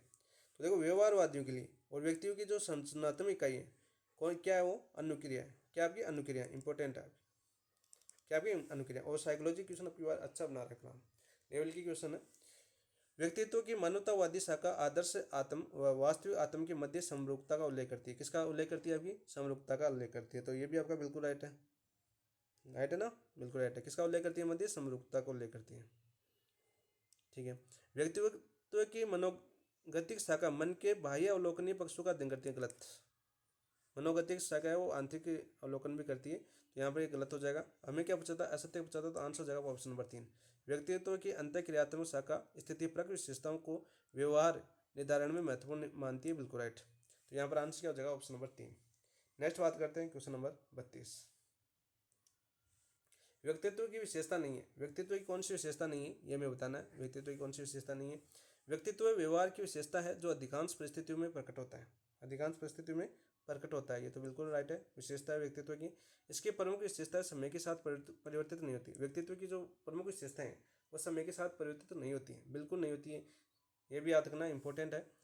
इसकी कुछ विशेषताएं आंतरिक बाह्य मांगों के चलते परिवर्तित होती है, यस, आंतरिक बाह्य मांगों के चलते परिवर्तित होती है, बिल्कुल राइट। जैसे सेकंड ग्रेड का सिलेबस चेंज हो गया, मतलब मान लो टफ पेपर आ जाता है, तो आपकी बाह्य मांग आंतरिक मांगी क्या करती है, चलो रेट की तरफ चलते हैं। व्यक्तित्व की आपका व्यक्तित्व है सेकंड ग्रेड के लायक, यानी आपका सेकंड ग्रेड की तैयारी कर रहे हो तो आपका व्यक्तित्व कैसा आपका सेकंड ग्रेड के लिए है। लेकिन आपका जो आपकी बाह्य मांगे हैं ये करती है, आंतरिक मांगे जो आंतरिक बाह्य मांगे वो कहती है कि सेकंड ग्रेड तो नहीं हो पाएगा, रेट की तरफ चलते हैं। ठीक है, ऐसे एग्जाम्पल से भी याद कर सकते हो। व्यक्तित्व और स्थितियों में प्रति अनुशीलता भिन्न बिंदु है, नहीं, ये आपका गलत कौन सा हो जाएगा, ऑप्शन नंबर 4। ये आपकी विशेषता नहीं है व्यक्तित्व की, भिन्न बिंदु वाली। ऑप्शन नंबर 4 आपका राइट आंसर हो जाएगा। नेक्स्ट बात करते हैं क्वेश्चन नंबर 33 की। व्यक्तित्व के पंचकारक मॉडल के एक पक्ष में व्यक्ति में उच्च स्तरीय कल्पनाशीलता, उत्सुकता, सांस्कृतिक कार्यों में अभिरुचि पाई गई। व्यक्ति का वह पक्ष है। तो पहले तो ये याद होना चाहिए कि व्यक्तित्व पंचकारक मॉडल किसने दिया था, तभी तो कर पाओगे। तो पंचकारक मॉडल किसने दिया था, यह दिया था आपका पॉल कोस्टा। पॉल कोस्टा आ सकता है आपके ऑप्शन में, पॉल कोस्टा या रॉबर्ट मैक्रे। रॉबर्ट मैक्रे, ये दो व्यक्ति थे जिन्होंने आपके व्यक्तित्व का पंचकारक मॉडल दिया। पॉल कोस्टा और रॉबर्ट मैक्रे। जो आपके व्यक्तित्व पंचकारक सिद्धांत किसने दिया था, इन दोनों व्यक्तियों ने दिया था। 5 कारक कौन से बताए थे आपके, 5 कारक की बात करें तो 5 कारक देखो, 4 तो आपके ऑप्शन में थे, 4 तो आपके ऑप्शन में रहे, और 5वां कौन सा था आपका, 5वां था आपका अंतर्विवेकशीलता। अंतर विवेकशीलता। तो ये आपका कौन सा आपका 5वां कारक है, कौन सा आपका 5वां कारक, जो आपके पॉल कोस्टा और रॉबर्ट मैक्रे ने बताया था। हमारा क्वेश्चन क्या है, आप देखो, एक पक्ष में व्यक्ति में उच्च स्तरीय कल्पनाशीलता, यानी उच्च स्तरीय कल्पनाशीलता पाई जाती है, उसमें उत्सुकता पाई जाती है, सांस्कृतिक कार्यों में अभिरुचि पाई जाती है। तो किसमें पाई जाती है आपकी, अनुभव का खुलापन। किसमें आ जाएगा आपका, अनुभव का खुलापन, अनुभवों का खुलापन आ जाएगा। तो यहाँ पर देखो आंसर हो जाएगा ऑप्शन नंबर 1। ठीक है। अंतर्विवेकता की बात करें तो यहाँ पर देखो इसमें कौन सा आ जाता है, अंतर्विवेकता में उन्मुखता और उत्तरदायित्व वाला गुण। उन्मुखता आ सकता है, आ जाता है, और उत्तरदायित्व का भाव आ जाता है, उत्तरदायित्व। ठीक है, थोड़े थोड़े इनमें शब्द देख लेते हैं। सहमतिशीलता वाले व्यक्ति कैसे होते हैं, कौन सा गुण होता है सहमतिशीलता वालों में, सहमतिशीलता में सहयोग और देखभाल का गुण होता है। ये तो सहयोग अच्छा करते हैं और एक देखभाल भी अच्छी करती हैं। जो आपका तंत्रिका ताप वाले व्यक्ति हैं वो आपका तनाव से युक्त होते हैं, तनाव के अंदर रहते हैं, ग्रसित, दुश्चिंता से ग्रसित रहते हैं, आपकी दुश्चिंतित, दुश्चिंतित आ सकता है, आपका तनावग्रस्त आ सकता है, तनावग्रस्त आ सकता है। इसके अलावा कौन सा आ सकता है, एक शब्द और है, भयभीत। तो यहाँ पर देखो सभी चीज़ें आपको याद होनी चाहिए। तो यहाँ पर आंसर हो जाएगा आपका ऑप्शन नंबर 1, अनुभवों के लिए खुलापन। जो आपकी कल्पनाशीलता, उत्सुकता और सांस्कृतिक कार्यों में अभिरुचि रहता है ऐसे व्यक्ति। नेक्स्ट बात करते हैं क्वेश्चन नंबर कौन सा हो जाएगा, 34। केटल के सिद्धांत में 16 है। तो देखो आपके केटल ने 16 जो शील गुणों का सिद्धांत दिया था, केटल ने सबसे पहले तो ये याद होना चाहिए केटल ने सिद्धांत कौन सा दिया था, आपके शील गुणों का सिद्धांत दिया था। और शील गुणों में कौन सा दिया था सिद्धांत, 16 कारक सिद्धांत, 16 कारक सिद्धांत दिया था। और 16 कारक सिद्धांत तो होते हैं किस पर आधारित है, आपकी मूल विशेषक पर आधारित है। किस पर, मूल विशेषक पर। आंसर हो जाएगा आपका ऑप्शन नंबर 1। और पूरा नाम बात करें, रेमंड आता है इसका, रेमंड केटल, रेमंड केटल। पूरा या नाम भी याद कर लेना, आजकल पूछा जाता है, भूल जाते हैं लोग। रोस्टा के परीक्षण में कितने कार्ड, देखो काले व सफ़ेद नहीं है और काले सफ़ेद है, तो दोनों की यहाँ पर क्या आ रहा है, नहीं है, नहीं भी कितने आपके 5, और यहाँ पर आ जाएगा है भी कितने आपके 5। क्यों, मैंने क्यों लिखा, देखो जो आपका रोसा परीक्षण है, तो रोसा परीक्षण की बात करें, रोसा परीक्षण कौन सा था आपका, शाही दबा परीक्षण। रोसा का परीक्षण कौन सा था आपका, शाही दबा परीक्षण। शाही दबा परीक्षण की बात करें हम, इसमें टोटल कार्ड कितने थे, टोटल कार्ड थे आपके 10। ठीक है। इसमें जो 5 थे, 5 तो कैसे थे आपके, 5 कार्ड तो कैसे थे आपके, काले व सफ़ेद, काले व सफ़ेद। ठीक है। 3 कार्ड कैसे थे आपके, रंगीन, 3 कार्ड कैसे थे, रंगीन। और 2 कार्ड कैसे थे आपके, लाल। ठीक है, लाल स्याही युक्त। ये थे आपके 10 कार्ड। और जो आपके हरमन रोसा का ये था आपका, हरमन रोसा का जो परीक्षण था आपका शाही दबा परीक्षण, इसमें टोटल 10 कार्ड थे। अब हमें क्या पूछो, काले सफ़ेद पूछे तो काले सफ़ेद भी 5 थे, काले सफ़ेद नहीं है तो काले सफ़ेद कितने नहीं है आपके, 3 2 5। तो आंसर तो आपका ऑप्शन नंबर 1 आएगा, चाहे नहीं हो चाहे है, दोनों चाहिए आ जाओ ऑप्शन में। ऑप्शन क्या आएगा आपका आंसर, 5 आएगा, कन्फ्यूज होने की आवश्यकता नहीं थी इसमें। देखो आंसर बता दिया मैंने, 2 बता दिए, 3 बता दिए, 3 कैसे आपके रंगीन, 2 कैसे आपके लाल स्याही युक्त। ठीक है, एक है नहीं, एक गलत हो जाएगा। 10 ही थे, 10 कर दिए पूरे। ऑप्शन नंबर 1 आपका राइट आंसर हो जाएगा 35 का। नेक्स्ट बात करते हैं क्वेश्चन नंबर 36 की। वे लोग जो निश्चित होकर मंद गति से कार्य नहीं कर पाते कहलाते हैं, निश्चित होकर मंद गति से कार्य नहीं कर पाते कहलाते हैं। Type B, type C, type D, type A. देखो यहाँ पर आंसर क्या हो जाएगा, यहाँ पर आंसर हो जाएगा ऑप्शन नंबर 4। टाइप ए की बात करें तो देखो टाइप ए टाइप बी सिद्धांत किसने दिया था, टाइप ए टाइप बी सिद्धांत, टाइप ए टाइप बी सिद्धांत की बात करें तो कौन थे आपके, फ्रीडमैन व रोजरमैन, फ्रीडमैन व रोजरमैन। रोजरमैन का वर्गीकरण याद कर सकते हो, जिसमें टाइप ए टाइप बी प्रकार के बताए गए वर्गीकरण। ठीक है दोस्तों, याद हुआ कि नहीं हुआ? फ्रीडमैन और रोजरमैन का वर्गीकरण कौन सा आपका? Type A type B. ठीक है, सिद्धांत याद कर लो यहाँ पर। टाइप सी की बात करें, टाइप सी मॉरिसन ने दिया था। किसने? आपके सुझाव मॉरिस। और टाइप डी का सुझाव किसने दिया था? आपकी टाइप डी की बात करें तो दिया था आपका जॉन डी नोट ने, जॉन डी नोलेट ने। तो सभी याद करवा दिए। यहाँ पर आंसर हो जाएगा ऑप्शन नंबर ए। ठीक है, तो टाइप सी में कैसे व्यक्ति आते हैं आपके? जो धैर्यवान होते हैं। कौन से होते हैं आपके? जैसे आपका निश्चित होकर मंद गति आया ना, इसे धैर्यवान कौन से आएंगे आपके? मॉरिस के अंदर आएंगे। ठीक है, और इसमें जो टाइप डी है, इसमें कैसे व्यक्ति आएंगे आपके? अवसाद से ग्रसित, अवसाद वाले, अवसाद ग्रसित। ठीक है, याद कर लेना। और टाइप बी के अंदर कौन से आएंगे? टाइप के अंदर आएंगे आपके चिंता मुक्त, चिंता युक्त, चिंता युक्त और तनाव मुक्त। तो चिंता मुक्त और तनाव मुक्त, चिंता भी नहीं करते कुछ भी और तनाव भी कुछ भी नहीं है, वो टाइप बी के अंदर आते हैं। और जो आपकी चिंता वगैरह करते हैं वो आते हैं आपके टाइप ए के अंदर। तो वो चारों मैंने बता दिए किस टाइप के व्यक्ति किस टाइप के व्यक्तित्व में आते हैं। ठीक है, आंसर हो जाएगा इसमें ऑप्शन नंबर 4। उनके सिद्धांत ही बता दिए, जो प्रतिपादक है उनके बारे में बता दिया। नेक्स्ट बात करते हैं क्वेश्चन नंबर 37 की। शैक्षिक व औद्योगिक वातावरण में व्यक्तित्व मापन की किस विधि का प्रयोग किया जाता है? जो आपका शैक्षिक व औद्योगिक वातावरण में व्यक्तित्व मापन किस विधि का प्रयोग किया जाता है? नाम निर्देशन, प्रेक्षेपण, प्रेक्षण, व्यवहार परक निर्धारण या साक्षात्कार। तो 37 का आपका आंसर हो जाएगा व्यवहार परक निर्धारण। ठीक है, औद्योगिक वातावरण में इसका व्यक्तित्व मापन किया जाता है व्यवहार परक निर्धारण। ऑप्शन नंबर 3 आपका राइट आंसर हो जाएगा। नेक्स्ट बात करते हैं क्वेश्चन नंबर 38 की। देखो, टीएटी परीक्षण में एक व्यक्ति कुल कितने कार्ड का प्रयोग करता है? एक व्यक्ति कुल कितने कार्ड का प्रयोग करता है? 10, 20, 30 या 40? तो 20। आंसर कितना हो जाएगा? Option number 2।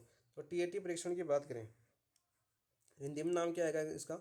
इसमें आ सकता है विषय आत्मबोध परीक्षण नाम आ सकता है। काफ़ी क्वेश्चन पूछे गए इसके ऊपर आपके। या आपका ये भी आ सकता है प्रासंगिक अंतर्बोध परीक्षण, प्रासंगिक अंतर्बोध परीक्षण भी आपका नाम देखने को मिल सकता है। इसके प्रतिपादक कौन थे आपके? डी मॉर्गन व हेनरी मूरे, हेनरी मूरे। ठीक है, कुल कार्ड कितने थे इसमें? कुल कार्ड की बात करें तो कुल कार्ड थे आपके 31। उसमें से एक क्या था आपका? खाली, एक कार्ड क्या था आपका? खाली कार्ड था। ठीक है, और जो परीक्षण होता था, परीक्षण इसमें जो परीक्षण होता था टीएटी में, वो कितने चरण में होता था आपके? 3 चरण में। और पहले 2 चरणों की बात करें, पहले 2 चरणों की बात करें तो पहले 2 चरणों में कितने कार्ड होते थे आपके? 10-10 कार्ड। यहाँ पर कितने हो जाएंगे आपके? 20 कार्ड हो जाएंगे। ऑप्शन नंबर 2 आपका राइट आंसर हो जाएगा। नेक्स्ट बात करते हैं क्वेश्चन नंबर 39 की। असत्य कथन। देखो, मैं असत्य कथन पूछा है तो असत्य कथन देखो पहला। कोई व्यक्ति यदि शेल्डन के वर्गीकरण पिकनिक, तो पिकनिक तो किसमें आपके? ये नहीं, आपका गलत हो जाएगा। पिकनिक शेल्डन का नहीं है। पिकनिक किसमें आता है आपका? क्रेसमर में आता है। किसमें आता है आपका? क्रेसमर में। तो क्रेसमर के वर्गीकरण में सम्मत एडोमार्फिक, एडोमार्फिक आपका किसमें आता है? आपका शेल्डन में आता है। तो उल्टा दे रखा है। क्या दे रखा है आपका? उल्टा। ये बात तो सही कह रहा है। यहाँ पर आता है आपका कोई व्यक्ति शेल्डन के वर्गीकरण में जो आपका एडोमार्फिक टाइप है, एडोमार्फिक टाइप है, जो क्रेसमर के वर्गीकरण के लिए, क्रेसमर के वर्गीकरण के लिए पिकनिक टाइप का होगा। किस टाइप का होगा आपका? पिकनिक टाइप का। जो उल्टा दे रखा है यहाँ पर, दोनों वैज्ञानिकों के नाम है उल्टे दे रखे हैं। यहाँ पर कौन सा आएगा? यहाँ पर बात करें, यहाँ पर आएगा आपका क्रेसमर और यहाँ पर कौन सा आएगा आपका? शेल्डन। ठीक है, तब सही होगा ये। तो ये तो आपका गलत हो जाएगा। रोजनविक के प्रेक्षी मापन कार्ड में वास्तविक चित्र होते हैं? नहीं, वास्तविक चित्र नहीं होते। कैसे होते हैं आपके? कार्टून टाइप के होते हैं। कौन से होते हैं आपके? कार्टून। कैसे होते हैं आपके? कार्टून। तो ये भी आपका गलत हो जाएगा। कार्टून कितने थे आपकी? रोजन विंग की बात करें तो इन्होंने आपका दिया था आपका रोजन विंग का जो आपका चित्रगत कुंठा दिन है। कौन सा आपका? चित्रगत कुंठा दिन,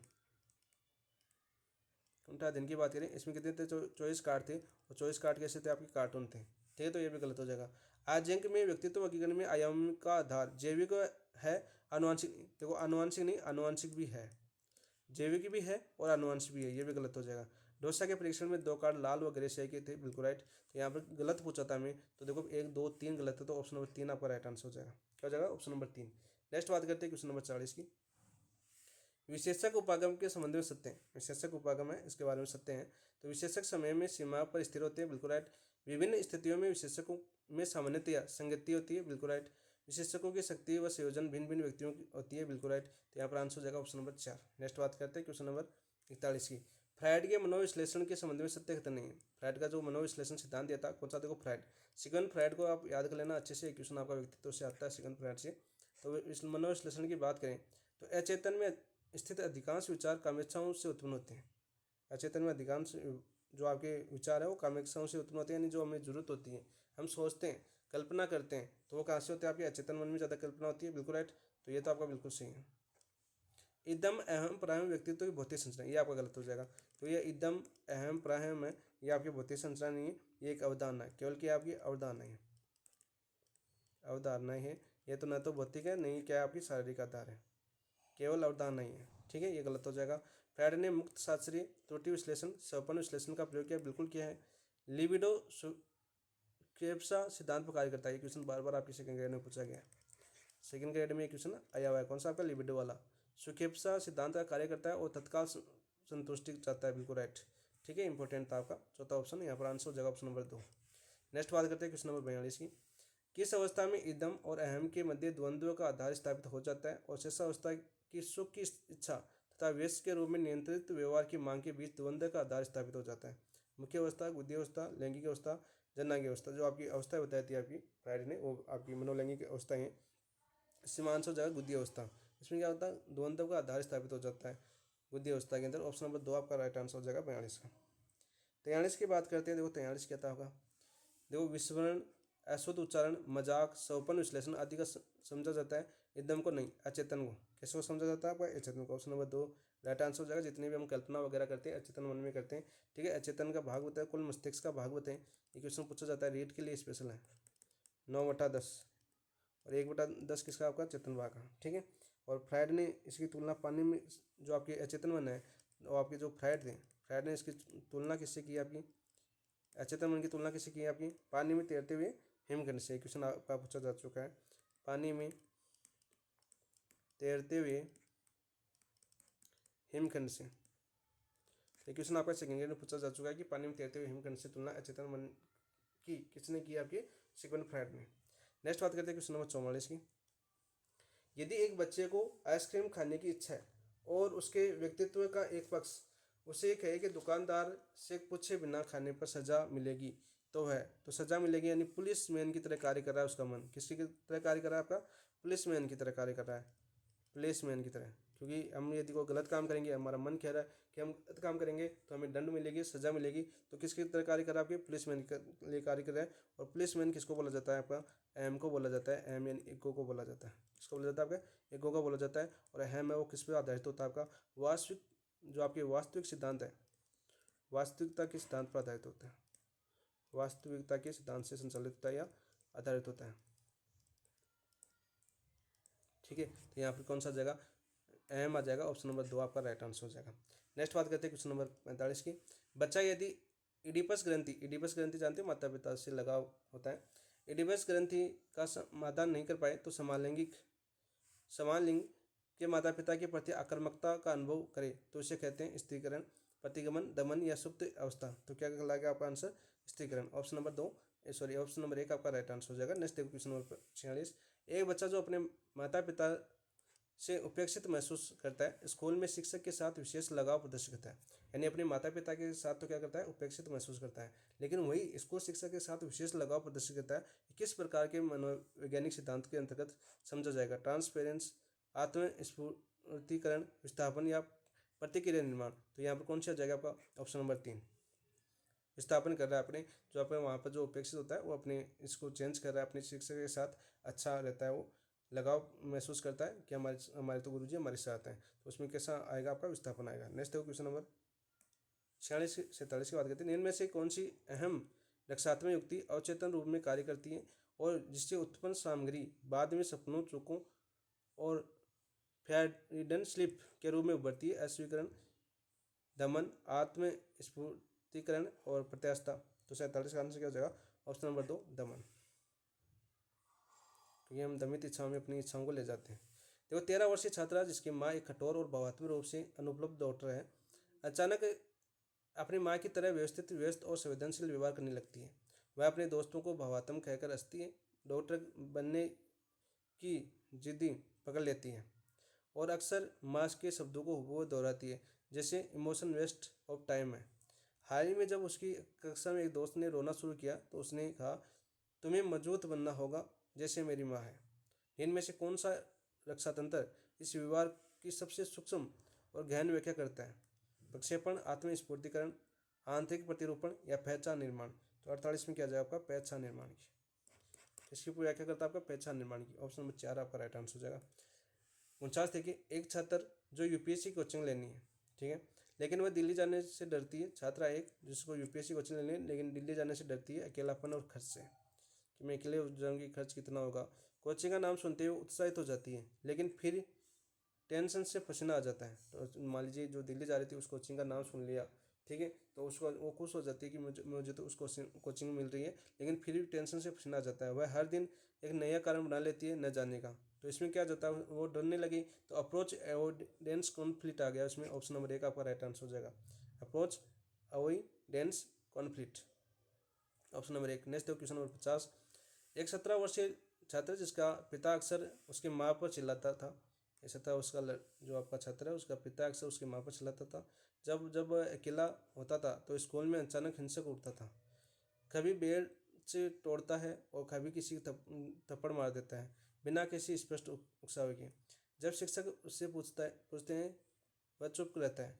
बाद में थेरेपिस्ट को वह बताता है, मुझे समझ नहीं आता कि मैं ऐसा क्यों करता हूँ, लेकिन उस पल में ऐसा लगता है कि मैं जिंदा हूँ।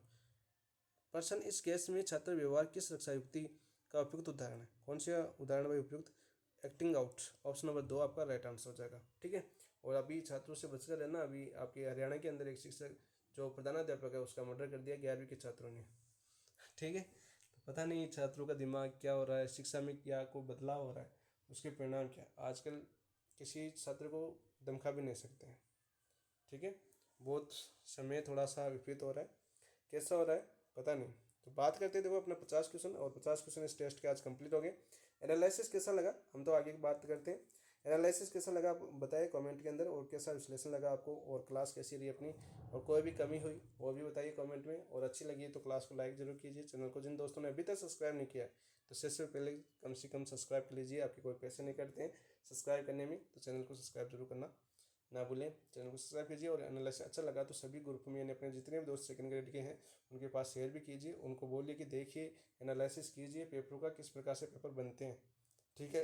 आगे इन पेपरों के एनालिसिस से हमें कितना बेनिफिट मिलेगा, तो ये आप सबको का फर्ज बनता है, और आप शेयर करोगे तो हमें भी उतना मोटिवेशन मिलेगा, ठीक है दोस्तों। इसी के साथ इस क्लास को समाप्त करते हैं। थैंक यू, धन्यवाद। कल फिर मिलते हैं अगले क्वेश्चनों के साथ। अगले क्वेश्चनों की बात करता हूँ मैं। अगले क्वेश्चन आपके पहले तो होंगे आपके व्यक्तित्व के कुछ क्वेश्चन होंगे, फिर आपके बुद्धि के होंगे, किसके होंगे आपके बुद्धि के क्वेश्चन होंगे, और फिर आपके तीसरा टॉपिक होगा आपका विदेश नीति। और विदेश नीति में हम शानदार तरीके से पढ़ेंगे। हम जवाहरलाल नेहरू का योगदान तो सबसे बेस्ट है वो पढ़ेंगे, क्योंकि आपका टॉपिक दिया हुआ है जवाहरलाल नेहरू के, तो उसकी क्वेश्चन आने की स्वाभाविक है। तो जवाहरलाल नेहरू को अच्छे से पढ़ेंगे। विदेश नीति से आपका एक क्वेश्चन अवश्य आता है, पूर्व की ओर देखो पश्चिम की ओर देखो, ऐसी नीतियाँ आपकी 1992 से शुरू हुई थी, ठीक है। और कौन सी है मध्य एशिया के लिए, कौन सी 2008 में कौन सी लाई थी, ठीक है। मोदी सरकार की कौन सी है विदेश नीति, ठीक है। फर्स्ट नेबरहुड नीति थी मोदी सरकार की जब 2014 के अंदर बनी थी। तो ऐसी चीज़ें हम हर चीज़ पढ़ेंगे विदेश नीति के टॉपिक में। जितने भी ऑप्शन है उन ऑप्शनों के साथ हम पूरी विदेश नीति को लगभग जो इंपॉर्टेंट फैक्ट बनते हैं, वर्तमान में कैसे अपनी विदेश नीति है, किस तरह की विदेश नीति है, वर्तमान में क्या चल रहा है, क्या हो रहा है, सब चीज़ें हम आराम से पढ़ेंगे। एक एक चीज़ को एग्जाम से जो, और नवीनतम जो एग्जाम हुई है, जहाँ से मान लीजिए आपका विदेश नीति का टॉपिक था जैसे RS प्रे के अंदर, RS प्रो के अंदर, तो वहाँ पर ये क्वेश्चन कैसे हैं विदेश नीति के, वे क्वेश्चन भी मैं आपको साथ साथ बताता रहूँगा कि RPC के ऐसे क्वेश्चन पूछे हैं, ठीक है दोस्तों। और अभी जो आपका सेकंड ग्रेड का एग्जाम हुआ है कौन सा आपका लाइब्रेरियन वाला, ठीक है, उसमें भी क्वेश्चन आया है। तो वो चीज़ें हम सब कवर करेंगे और हर चीज़ को हम समझेंगे, ठीक है दोस्तों। ये क्लास कैसी लगी आप जरूर बताना कमेंट के अंदर। लाइक करना बिल्कुल ना भूलना, और सब्सक्राइब करना तो बिल्कुल ना भूलना, ठीक है। और एक ऑप्शन हो आपका, आजकल यूट्यूब आपका हाईपी का ऑप्शन दे रहा है, यानी कि आप चैनल को ग्रो करने में मदद कर सकते हो अपने जो टीचर है उसके, तो हाईपी जरूर दीजिए। यहाँ पर देखो नीचे कमेंट आएगा, तो कमेंट में 2 बिंदु दिख रहे होंगे, जो कमेंट वाले को इधर से जाओगे तो इधर ऑप्शन आएगा, उसमें हाईपी आएगा, तो उसी को पैसे नहीं लगते। हाईपी जरूर दबाएं ताकि आपके दोस्त का भी अच्छा हो, आपका दोस्त का वीडियो भी ग्रो करे, और जल्दी से जल्दी अपनी एक पहचान बनाए, और इसके साथ आपको अच्छे से अच्छे वीडियो या अच्छा से अच्छा कंटेंट उपलब्ध करवाने की कोशिश करें। थैंक यू दोस्तों, इसी के साथ समाप्त करते हैं। थैंक यू, धन्यवाद।